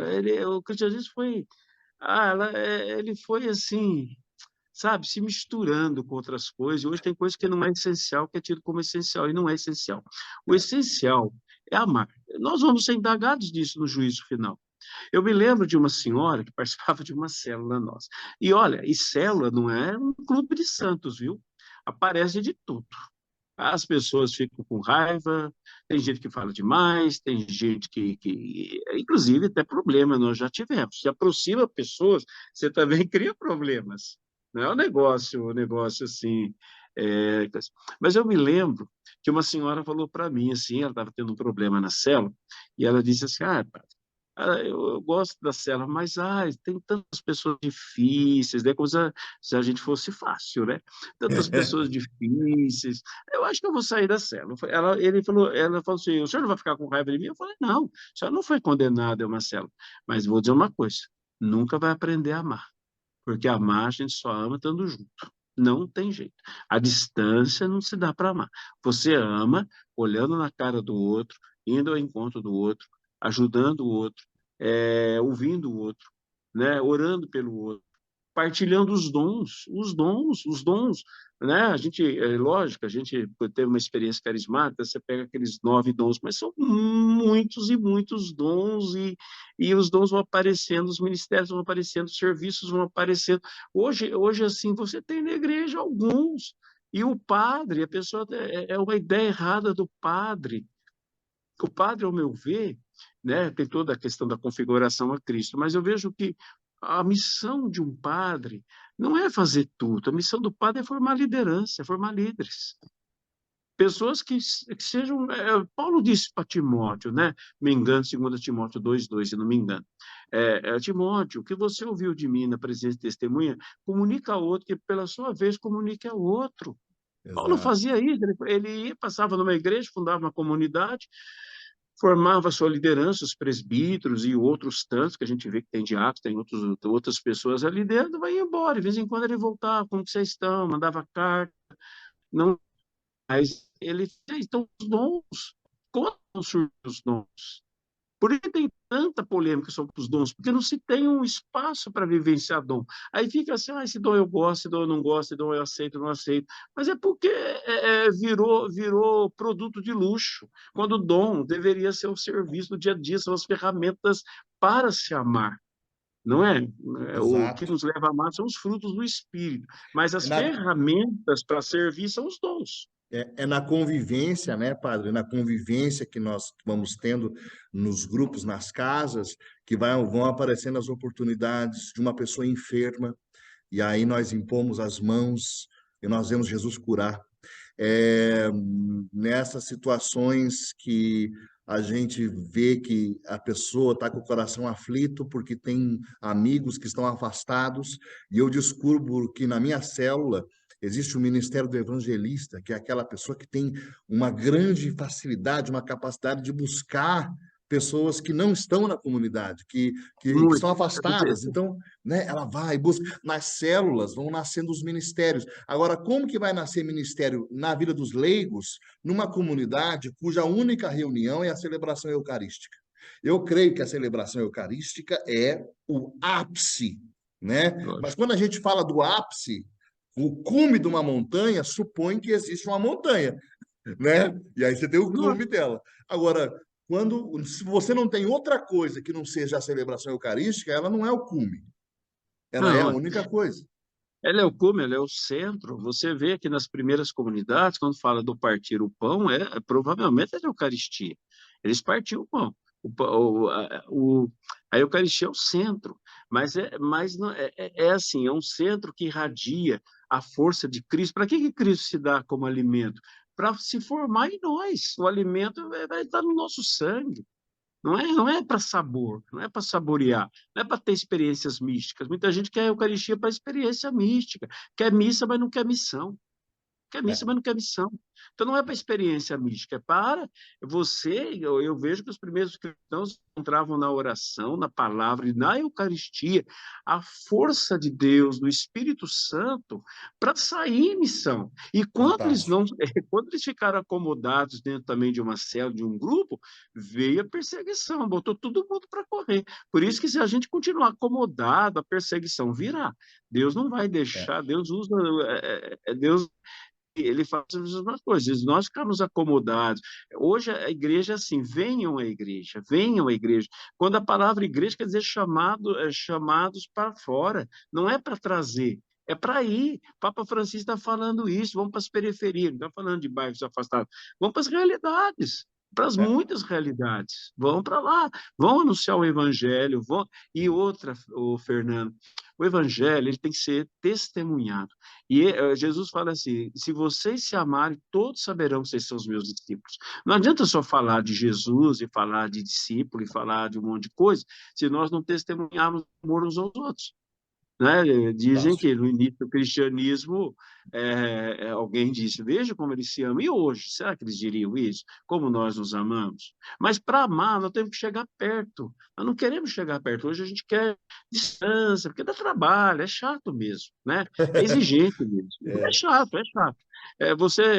Ainda mais no tempo de hoje, que você tem tudo fechado, carro fechado, tudo fechado, você quer ficar você, eu e Deus, Deus e eu, né? Hoje, fantástico. até hoje, uma pessoa falou para mim, padre, Deus, eu sobre o filho não quer ir para a igreja, não quer vir à missa. Ele falou assim, daí ela falou assim, Deus ouve a oração dele em casa? Eu falei, lógico que Deus ouve. O problema é que ele não está ouvindo a Deus. Que Deus o ouve é verdade, mas ele não ouve, porque se ele ouvir a Deus, ele vai entender que é pão nosso, que é Pai nosso, que é quando dois ou três reunidos eu estou ali. Vai entender que vida cristã é vida comunitária, é vida Fantástico. comunitária. E eu vejo com pequenos grupos. Por que pequenos grupos? Porque facilita tudo isso. Se você está num grupo muito grande, você se esconde. Você está num grupo pequeno, ali é um ambiente familiar. Né? Agora eu estou aí namorando o Alfa, né? Que é um grupo de gente do Alfa. Eu não conhecia muito o Alfa, já tinha ouvido falar muito do Alfa, mas eu achei encantador que o Alfa utilize da mesa, né? Tem até um livro, acho que você deve ter lido sobre a mesa, né? Sim. Utilize a mesa como lugar de De comunhão, formar de líderes. evangelização. oração. Nós temos nas nossas células, uma vez por mês, eles têm que fazer o ágape também, né? Dentro da célula. Mas isso é uma coisa fantástica. Nós vamos, se Deus quiser, aplicar aqui o Alfa com os nossos jovens, porque a linguagem do Alfa é uma linguagem moderna, vivencial. Nós temos um pouquinho disso na chamada evangelização Oicos, mas acho que a metodologia, os vídeos muito bem feitos, muito de qualidade, é um chamativo principalmente para os nossos jovens. Eu transito em duas realidades, uma de paróquia, sou pároco, né, da paróquia aqui, e sou líder, a gente chama de moderador de uma comunidade de 2.000 pessoas. Então, Uau. eu transito em duas realidades, e duas Sim, realidades que são exigentes, né? sim. Então, a gente tem que pensar. Então, estou conversando com você, o Alfa para a paróquia e o Alfa primeiro para a juventude da comunidade, que eu acho que eu mostrei um vídeo que você me mandou, para o líder aqui dos nossos jovens e juvenis, você costuma dizer uau, né? Ele falou quase que isso, ele falou que Uau. coisa bacana, uau, né? Como os nossos jovens precisam dessa linguagem. Está vendo como a gente não pode engessar nada, a gente tem que estar buscando e Exato. o conteúdo é o mesmo, a forma de apresentar vai mudando.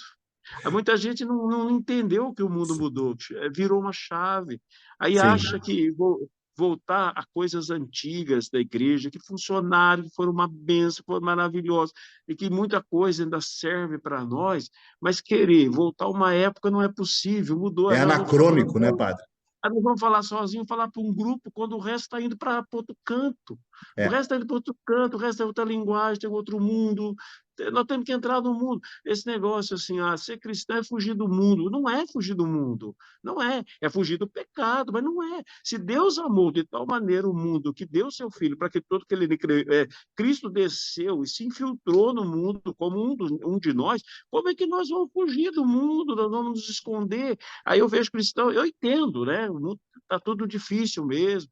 Não, vamos. Uma pessoa fala para mim, padre, eu tenho que colocar no lugar que só tenha cristão. Mas você não é sal da terra? Não é a luz do mundo? Só cristão é sal de saleiro? Não, vamos lá fora. Vamos Sal de enfrentar, saleiro. vamos preparar, orar, buscar o Espírito, estar junto para um apoiar o outro, senão a gente se perde mesmo. Mas Exato. vamos lá fora, vamos Padre, iluminar. Não é aqui sim. que precisa iluminar, é lá fora. Fantástico. Olha só, gente.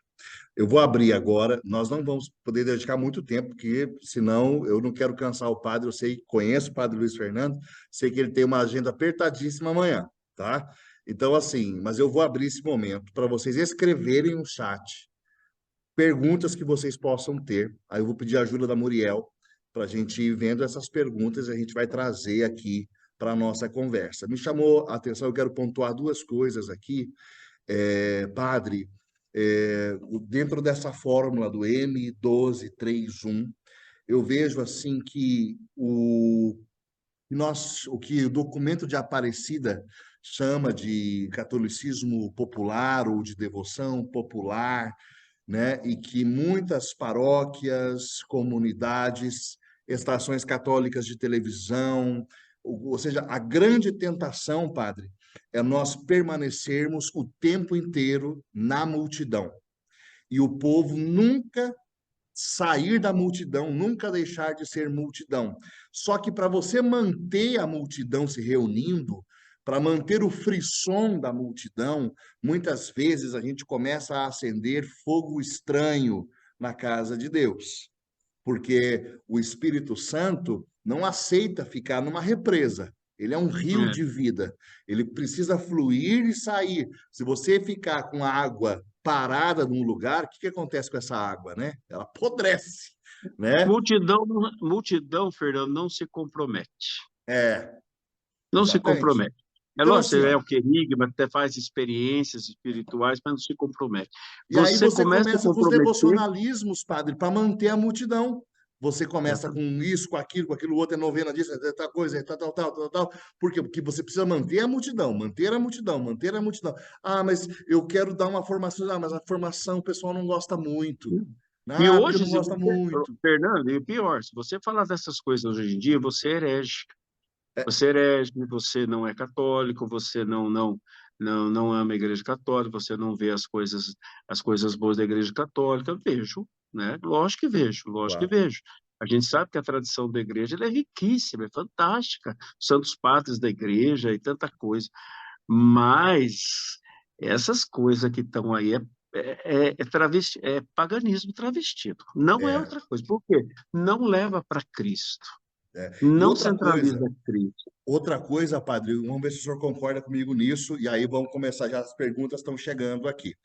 Padre, eu percebo que nós estamos assim, existe uma heresia, apesar que, né, que ela nunca abandonou de perseguir a igreja, ela está sempre, né? Santo Irineu combateu ela, é a tal da gnose, né? A Bom, gnose, que é aquele negócio assim, né? A tentativa de transformar o cristianismo apenas em conteúdo intelectual, e aí você tem centros de pessoas que têm um conhecimento que ninguém tem, né? E bom, é um academicismo. Eu percebo que nós vivíamos na década de 70 e 80 o grito de Monsenhor Janas: Deus quer comunidades. E hoje em dia nós estamos vendo pessoas vindo para a Igreja Católica, muito bom, mas por meio de uma via, digamos, intelectual, e muitas vezes é uma fé racional, fria, de pessoas que se relacionam com Deus quase assim, ou seja, quem é Deus para eles? Deus é o motor imóvel do é. Aristóteles, sabe? Deus é o apeiron lá do E, Fernando, Anaximandro. e uma coisa sem amor, cheia É, só de julgamento, só de arrogância, de se colocar lá em cima, eu sei mais, você não sabe, eu faço, mas assim, uma coisa arrogante.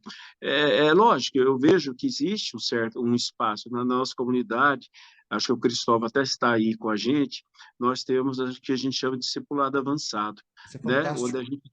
a gente tem umas coisas assim da doutrina, a gente tem, né, a gente quer chegar a muita coisa, doutrina social da igreja, acho muito necessário, só que dentro de uma experiência com Deus, Dentro da porque o comunidade. conhecimento sem experiência com Deus, ele é assim, ele mata. Ortodoxia A própria fria palavra mata. fala, o letra mata, se não tem espírito, mata. E mata, e tá, você fica com a cabeça cheia de conhecimento, mas sem experiência, sem vivência com Deus. Daí eu fico policiando todo mundo, jogando a cara de todo mundo, sendo desrespeitoso, né? Até com os nossos líderes de igreja. Não é que a gente concorde com tudo. Eu ouço certas coisas que eu não concordo, eu vejo certas coisas que eu não concordo. Basta Perfeito. você ver, por exemplo, os documentos da igreja, documentos de Aparecida, os documentos da CNBB, estão falando de querigma, discipulado, de pequenos grupos. Então, na verdade, a pessoa passa a desobedecer a Cristo e a desobedecer a própria igreja, quer dizer, não seguir essas orientações. O que acontece? Vive numa pastoral de manutenção. A pastoral de manutenção ela é muito mais fácil, inclusive para substituição de padre é muito mais fácil, uma pastoral de manutenção. Por quê? Porque é aquilo ali que todo mundo faz, mas ao ver, ele não é frio, né? Mas ele não é quente, ele é morno. A igreja não pode ser uma igreja de mornidão, a igreja tem que ser uma igreja de atividade. O Espírito Santo é fogo, o Espírito Santo é vento, o Espírito Santo né? Ele chegou com barulho. Quando eu falo barulho, estou falando carnaval. Quer dizer, então não dá para ser uma igreja parada, mas é mais fácil, é muito mais fácil. Uma vez eu fui falar num lugar aí, e quando eu terminei de falar, alguém levantou, um colega levantou e falou: mas você não tem nada aqui que dê menos trabalho? Eu falei: eu desconheço. Toda a evangelização que eu conheço dá trabalho. Jesus teve trabalho, né? Ele falou: meu pai trabalha, eu trabalho também. Então não tem como a gente querer, assim, sabe, deitar numa rede preguiçosa para evangelizar. Então é melhor nem começar. Só que nós vamos prestar conta para Deus. Nós vamos prestar conta para Deus, porque Deus nos chamou, nos deu o seu Espírito, nos deu assim toda essa riqueza que a nossa igreja tem, a sua palavra e tudo mais em vista da missão. Se a gente não cumprir a missão, nós vamos ter que prestar conta para Deus, seja padre, seja bispo, seja leigo, qualquer um de nós. Deus não vai fazer diferenciação se eu sou padre. Se eu não cumprir a missão, e de mim talvez até vai cobrar mais que os outros, porque eu me consagrei, eu não sou religioso, sou diocesano, mas eu me entreguei para essa missão, entendeu? Eu me entreguei para essa missão. Eu me entreguei para evangelizar, eu me entreguei para... A gente vai entendendo as coisas aos poucos, não estou falando também de ativismo, lógico que não, mas a gente tem que ter atividade, né? Perfeito. O Muriel, você quer ir trazendo as perguntas? Fica à vontade. Sim, sim. A próxima pergunta é do Eduardo Alves. Como formar as células e qual frequência dos encontros? Então, hoje nós temos aqui na nossa comunidade, a gente tem um grupo que a gente chama de segmento missão, que ajuda, a gente faz, né, uma jornada para explicar, porque a célula não é só formar grupo, tem uma questão de mentalidade de igreja também, né? Entender a igreja como comunidade, a igreja como estar, né? Não só fazer, né? Não só cultuar e fazer. Então a igreja tem tudo isso. Então nós fazemos, né? Quem precisar da nossa ajuda, eu só não sei se a gente consegue atender muita gente no mesmo tempo, mas a gente procura fazer uma jornada e depois ir ajudando a dar os passos de uma transição, né? Dar os passos de uma transição. Então, se alguém quiser, entre em contato, eu não sei, nós não temos assim tanta gente hoje para fazer isso, talvez seja mais fácil fazer online, nós É. estamos pensando usar o Ó, mesmo, me, nós me, estamos me, per- pensando, me permita, Padre pensando, Luiz Fernando, me permita sim, só, assim, nós vamos mediar um pouco isso para ajudar, tá? Muriel, eu vou pedir para você colocar no chat o telefone do suporte do Alfa, tá? É, esse telefone nós vamos ajudar para quê? Porque assim, o Alfa, quando a gente começa ele é um instrumento para multidão, ou seja, ele é a pregação do querigma. Nós vamos pegar aquela multidão, só que ao invés de pregar para a multidão, como a gente está acostumado, no ambão, ou não sei o quê, ou num evento, a gente traz a multidão para a mesa, né? E na mesa nós fazemos um anúncio onde as pessoas falam, reagem ao anúncio. E depois disso, né, você já vai ter ali um primeiro substrato, né, de possibilidade para isso. Ah, mas outra ferramenta de querigma é possível? É. Não só o Alfa, a própria comunidade Caminho do Discípulo, do Padre, tem um processo querigmático também. Então, assim, nós vamos colocar aqui o contato do Alfa para que a gente possa colocar você que deseja ajuda de dar um passo a passo para as células, a gente vai passar o seu contato para esse grupo que o Padre Luiz Fernando tem, né? Como que é o nome do grupo, Padre? Dentro da a comunidade? a gente chama de segmento de missão, Fantástico. Para que o segmento de segmento de missão missão, possa é, auxiliar. é. Talvez a gente vá começar a fazer isso através de vídeo, dessa formação através de vídeo, como vocês fazem, porque o nosso país é muito grande, né, Fernando? Às vezes, para você deslocar, nós temos um casal que cuida disso, mas para você deslocar para um dia, às vezes fica difícil. Eu já, por exemplo, esses dias eu conversei com um padre lá da Bahia. É porque é difícil sei lá num dia para fazer isso, então a gente tem que achar meios, mas nós vamos achar meio. A gente quer compartilhar dentro das nossas possibilidades, nós queremos compartilhar com as pessoas, porque eu sei que eu também busquei isso, É, não foi da minha cabeça, encontrei, né, assim, pessoas que me ensinaram, que me ajudaram, e lógico, também são propostas, tem tanto, eu estou falando disso, né, o Fernando, mas tem tantos caminhos, por exemplo, eu acho o Alfa maravilhoso, assim, na sua metodologia, eu acho que dá muito bem para a gente utilizar essa metodologia junto com essa continuidade, a gente vai é, aprendendo, talvez se outros estivessem aqui partilhando, estaria aprendendo com outros, puxa, ó, a pessoa falou tal coisa, né, a pessoa teve essa ideia, porque a gente vai aprendendo, porque tudo é de Deus, né? A gente vai aprendendo, a gente vai crescendo, a gente vai. fantástico. Vai lá, Muriel. Padre, a próxima pergunta é: como se dá as transições entre o 12, 3, 1? Tem materiais de apoio?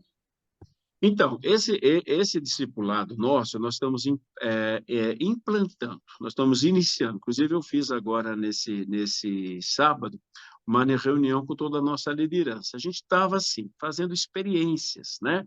Uma outra célula, porque tudo você tem que começar a fazer com uma experiência para ver, para depois observar, fazer ajustes, tudo mais. Então, a gente fez algumas experiências, uma outra célula fez, agora nós vamos implantar, nós também estamos no caminho da implantação. A célula nós já temos, a multidão, a gente já evangeliza com orcos, a célula também nós já temos, já treinamento de liderança por meio, né, de um caminho de formação, começa com o tiro climático, a gente fala sobre comunidade, sobre ministério, sobre vida missionária, sobre liderança, temos um retiro de liderança, isso a gente já tem.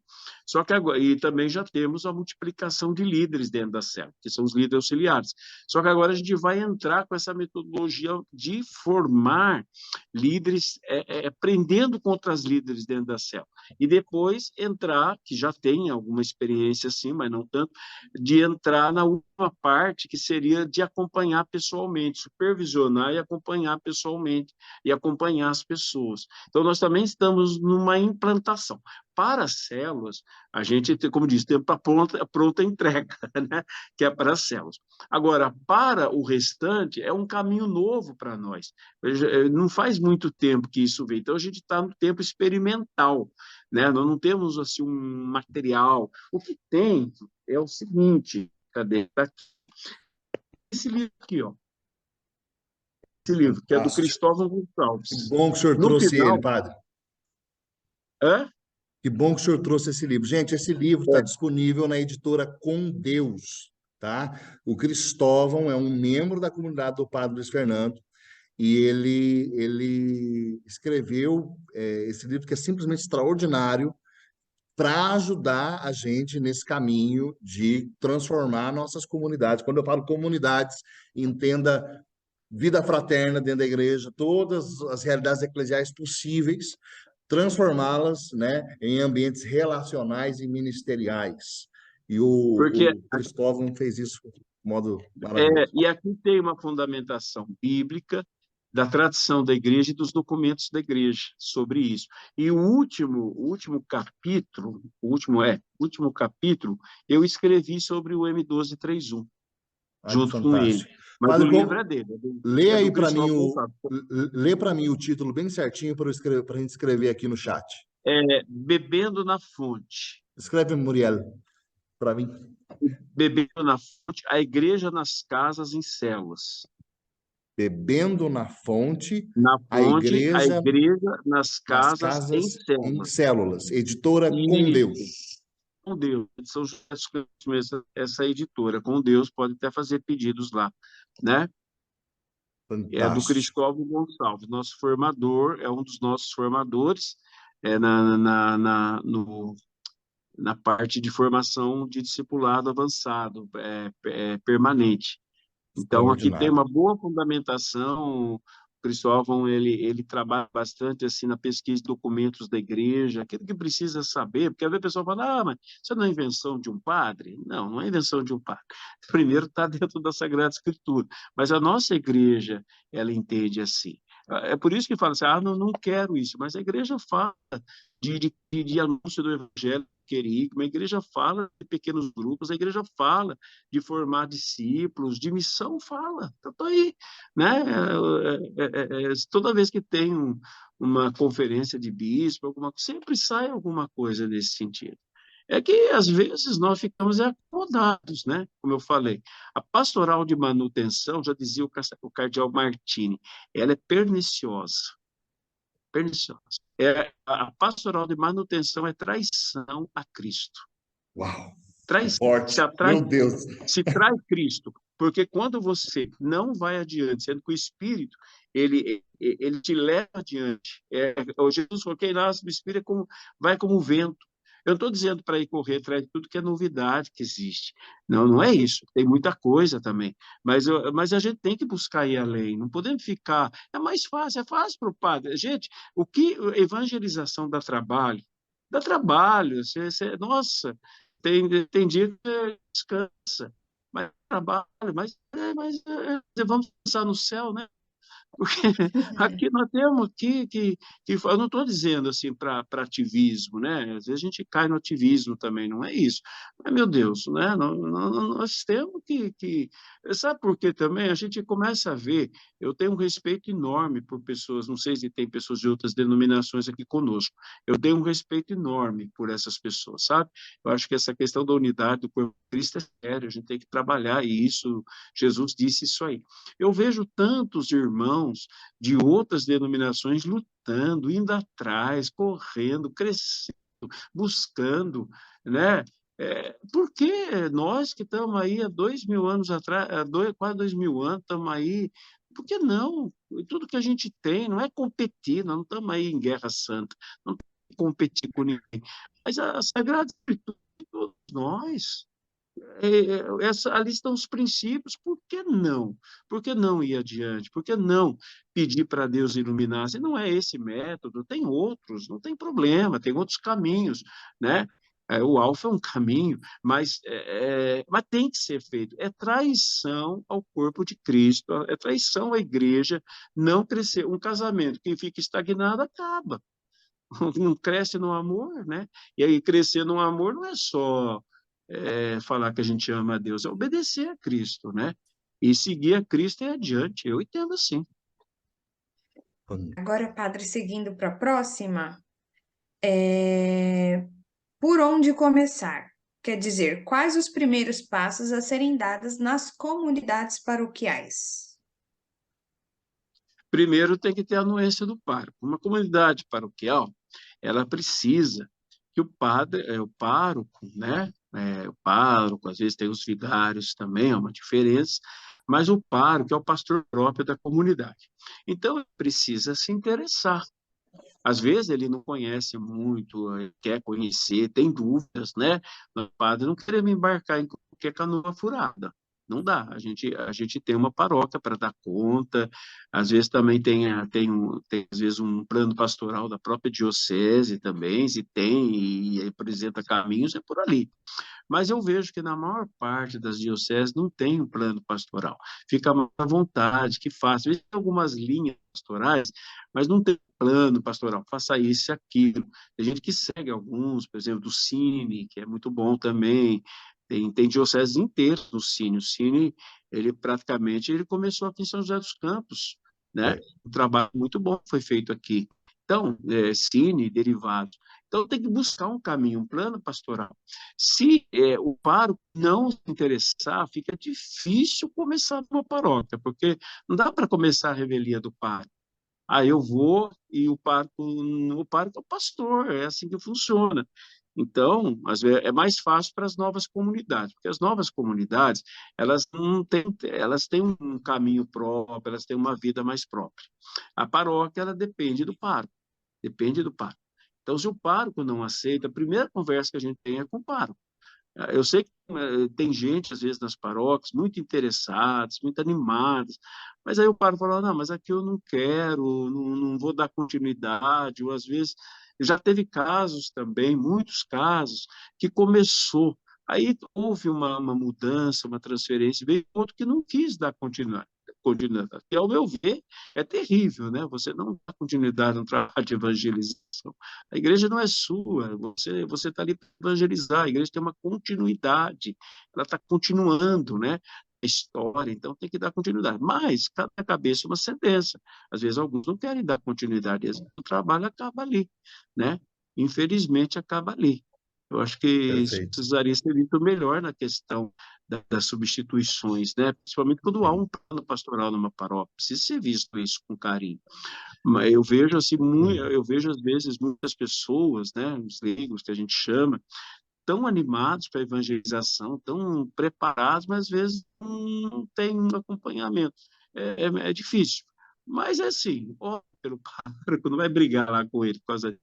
Ora bastante, tenta apresentar aos seus pouquinhos, padre, vamos ver se a gente faz um caminho, sabe? Um vai, eu falo. Às vezes o padre também está querendo e não sabe que tem gente que está querendo, também tem isso. Às vezes o padre quer começar. vejo assim, muitos padres, nós interessados na evangelização, eu tenho conversado com alguns da minha diocese mesmo, eles falam, não é o mesmo caminho que eu estou fazendo, mas eles falam, não, eu tenho que fazer esse caminho, eu estou preocupado, né, a paróquia precisa crescer, precisa... E é legal, e às vezes está faltando gente para isso, né? Mas é uma Fantástico, coisa que se conversa ali, não tem como dar uma fantástico. fórmula mágica. Mas eu vejo, começa com oração. Quem convence é sempre o Espírito Santo. Ora, ora, É. ora, ora, jejua para aquela paróquia e vai conversar com ele uma, duas vezes.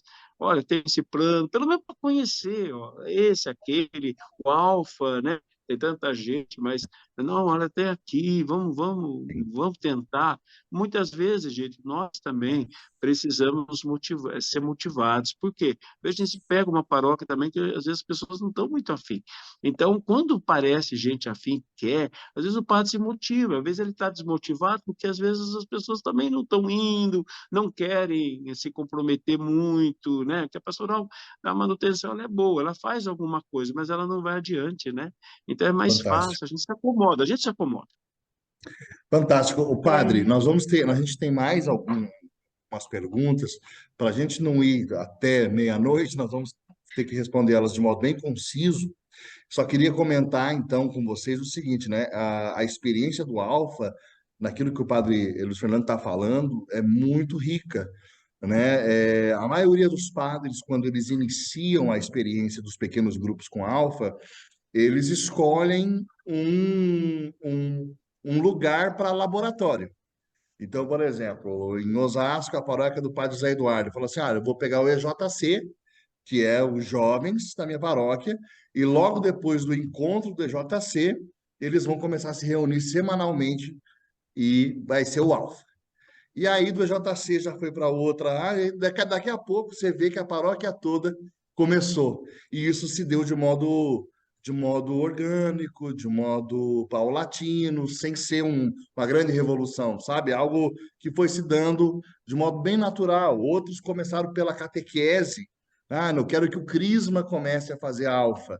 E aí, de repente, a cultura foi tomando e assim por diante. Então, alfa, nesse sentido, pode ajudar como uma ponta de lança para o padre O falar, reino poxa, que começa uma semente, né, Fernando? é, parece assim, poxa, eu gostei disso, gostei desse negócio do povo se reunindo semanalmente, comendo juntos, e eu quero continuar. Aí é a hora de a gente acionar o padre Luiz Fernando para nos ajudar a dar continuidade. Padre, então agora a Muriel vai trazer as outras questões. Eu vou pedir para o senhor para a gente tentar responder de um modo conciso, porque eu estou vendo muita pergunta e estou com medo. Eu não sei até que hora vai, né? Eu até achei que era uma hora só, né? É, Mas tá bom, não tem problema, eu vamos, estou por aqui mesmo, né? vamos lá, Muriel. Perguntando sobre liderança, padre. Quem é apto para liderar? Quanto tempo dura a formação de um líder de célula? E se é possível identificar um líder logo de cara? Se sim, qual a principal característica? Na célula, geralmente, os dons aparecem e aparecem também pessoas para liderança, aparecem esses dons. Nós entendemos todos são líderes em potencial, porque é uma reunião tão simples que não exige uma técnica exagerada, mas a gente não pode obrigar, logicamente. Então, quem se manifesta como líder, e o próprio líder da célula, ele vai perceber isso, vai chamar, e a gente faz um treinamento também fora. O nosso treinamento ao todo, ele dura assim uns 6 meses, um pouco mais, porque não dá para fazer um encontro atrás do outro, às vezes até mais. Então, a gente começa primeiro com o retiro querigmático, depois a gente vai falando de comunidade, depois de liderança, depois de missão. Então, depende, né? Depende muito, às vezes, da gente conseguir ter uma agenda para fazer bem próximo. Aí demora menos, mas vamos colocar de mais ou menos de 6 meses a 9 para Fantástico, formar um líder. fantástico. Agora, com essa implantação do PTJ, que é o Pedro, Tiago e João dentro da célula, eu creio que vai mais rápido, porque a gente já está treinando dentro da célula, mesmo que a gente não tenha tanta agenda para fazer. Por exemplo, o retiro a gente faz em casa de retiro. São José dos Campos é uma cidade grande, 700 mil habitantes, uma cidade interior, mas pobre em casa de retiro.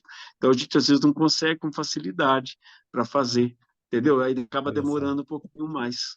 Mas a liderança, ela nasce, ela brota, viu?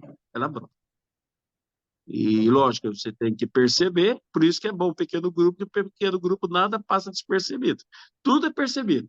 Num grupo grande você não percebe. Agora, em grupo pequeno você percebe rápido. O líder foi bem espertinho, ele percebe, ele já chama para fazer parte do auxiliar dele, ele já vai enviando para as formações. Em pouco tempo, temos lá um bom líder que você achava que não daria conta. E pessoas também recém-convertidas, às vezes, são muito boas também para isso. Fantástico. Vamos lá, Muriel. O alfa tem semelhança com a RCC? Aí é o Fernando tem Alfa. respondido. Uau. O alfa, ele não é. Bom, primeiro eu vou dizer assim: o alfa, ele é uma ferramenta de evangelização cujo conteúdo é aquilo que nós chamamos de querigma. O que que é o querigma? É o anúncio do evangelho. Especificamente, quando a gente fala o evangelho, é os acontecimentos da Páscoa da nova aliança. Ok? A vida de Jesus, aquilo que Jesus realizou, sua morte, sua ressurreição, sua ascensão aos céus, o derramamento do Espírito Santo e o anúncio de que nós vamos ressuscitar também e que Jesus voltará. Aqui nós temos o anúncio do querigma, né? E a necessidade, a partir disso, da comunidade. Então, nesse sentido, o Alfa, ele se identifica com a RCC, como se identifica com o Schoenstatt, como se identifica com o TLC, ou seja, se identifica com todo o cristianismo, porque todo cristianismo precisa partir desse pressuposto. Agora, sobretudo quando o Alfa começa a falar sobre a experiência do Espírito Santo e começa a falar da abertura ao Espírito Santo, é evidente que você vai encontrar, sim, muitas semelhanças com aquilo que o movimento carismático prega. Mas por quê? Porque o que o movimento carismático está pregando é aquilo que está no catecismo e aquilo que está na Bíblia. Por isso existe semelhança. Mas o alfa é para os carismáticos? Não, o alfa é para toda a igreja. Inclusive para todas as tradições cristãs. Para vocês terem uma ideia, hoje nós temos católicos fazendo alfa, anglicanos fazendo alfa. Aliás, nasceu com os anglicanos, depois Igreja Católica. Nós temos reformados, pentecostais, carismáticos, judeus messiânicos, católicos ortodoxos fazendo alfa. Como isso é possível? É porque o alfa toca aquilo que Unitatis Redintegratio, documento do Concílio Vaticano II, chama de patrimônio comum. Existe dentro, né? Nós temos muitas divergências, mas nós também temos artigos de fé do depósito da fé da igreja que nós confessamos uníssonos.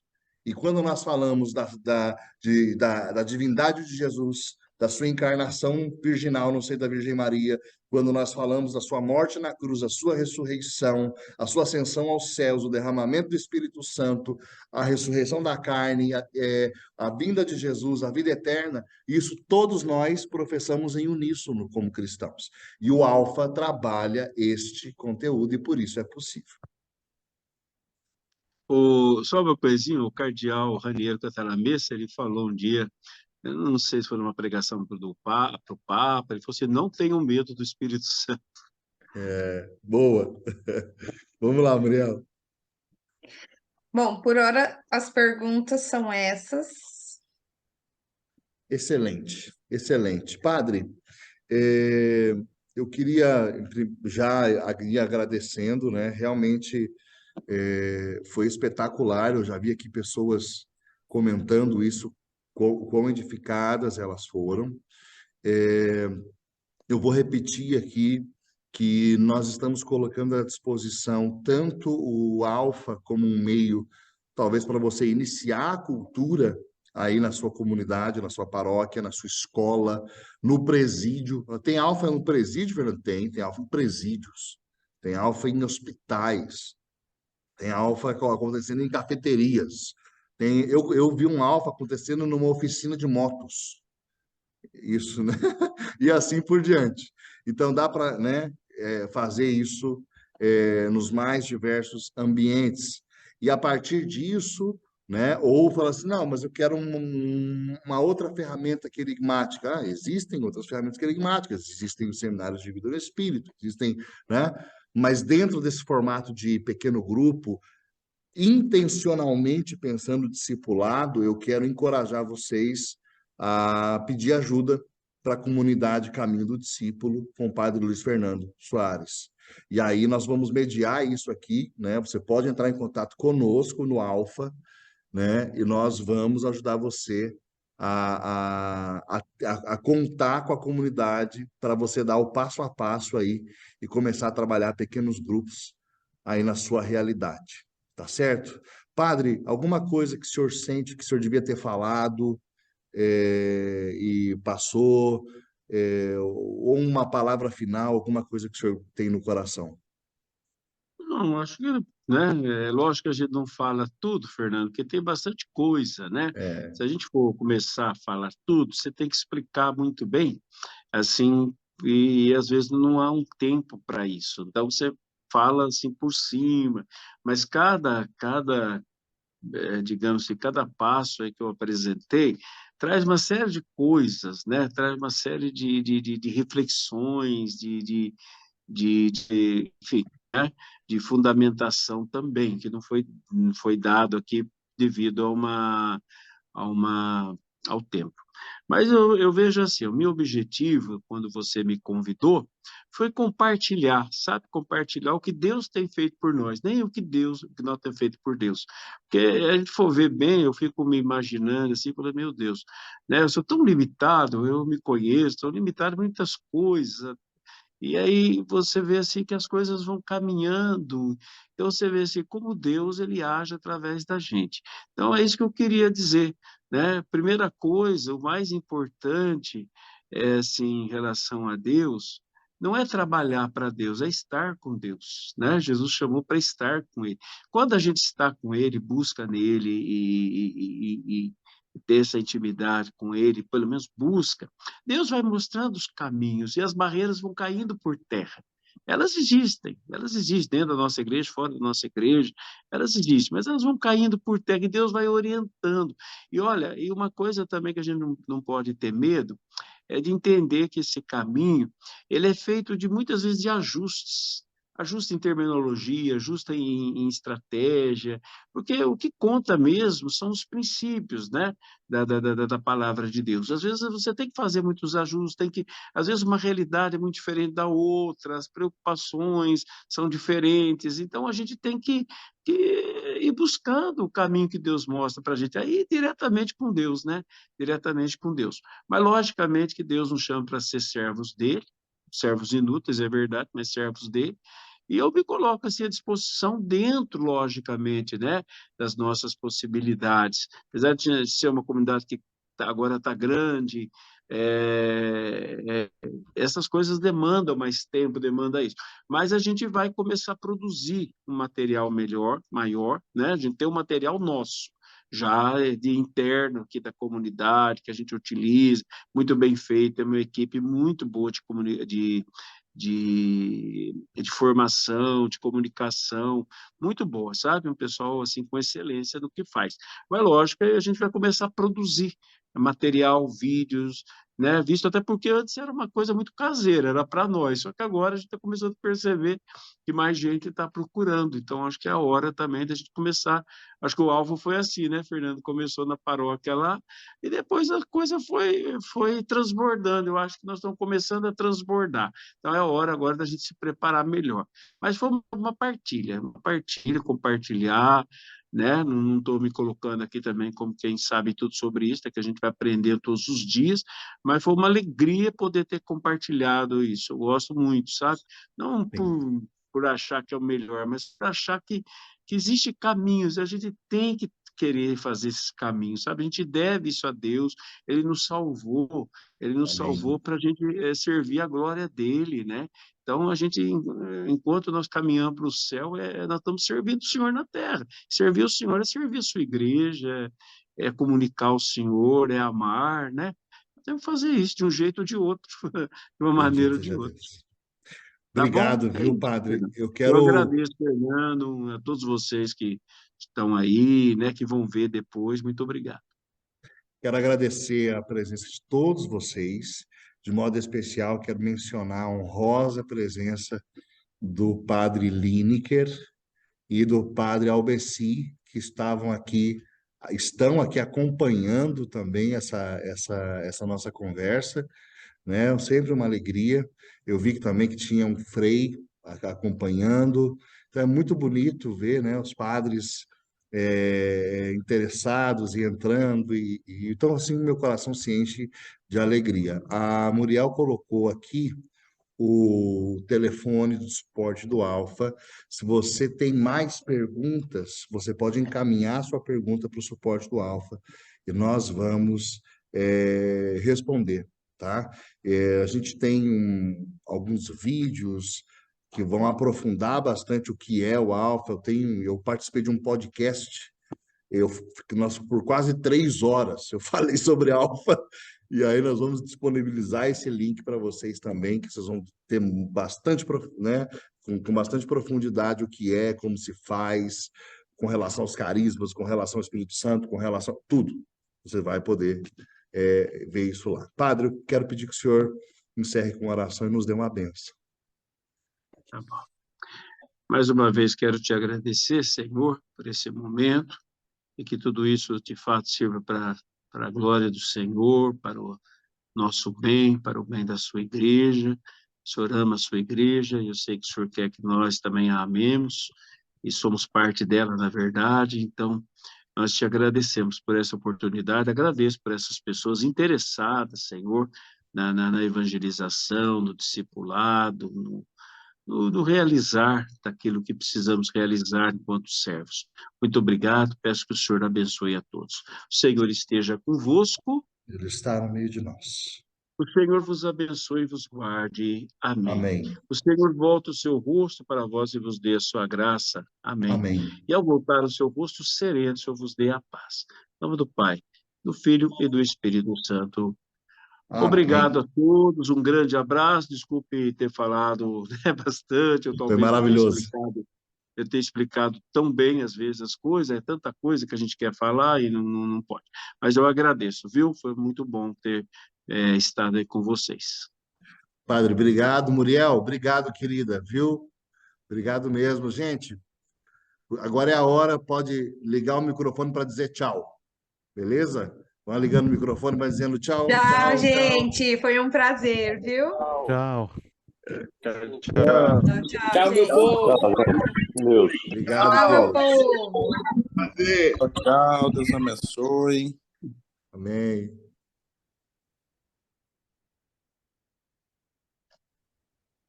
Tchau, boa noite, Deus abençoe a todos. Foi muito bom partilhar com todos sobre Obrigado. esse assunto. Que Muito lindo. obrigado. Deus Obrigado, minha abençoe a irmã. todos. Amém. Tchau. Tchau. Muito obrigado, padre, pela partilha. De nada. Muito obrigado.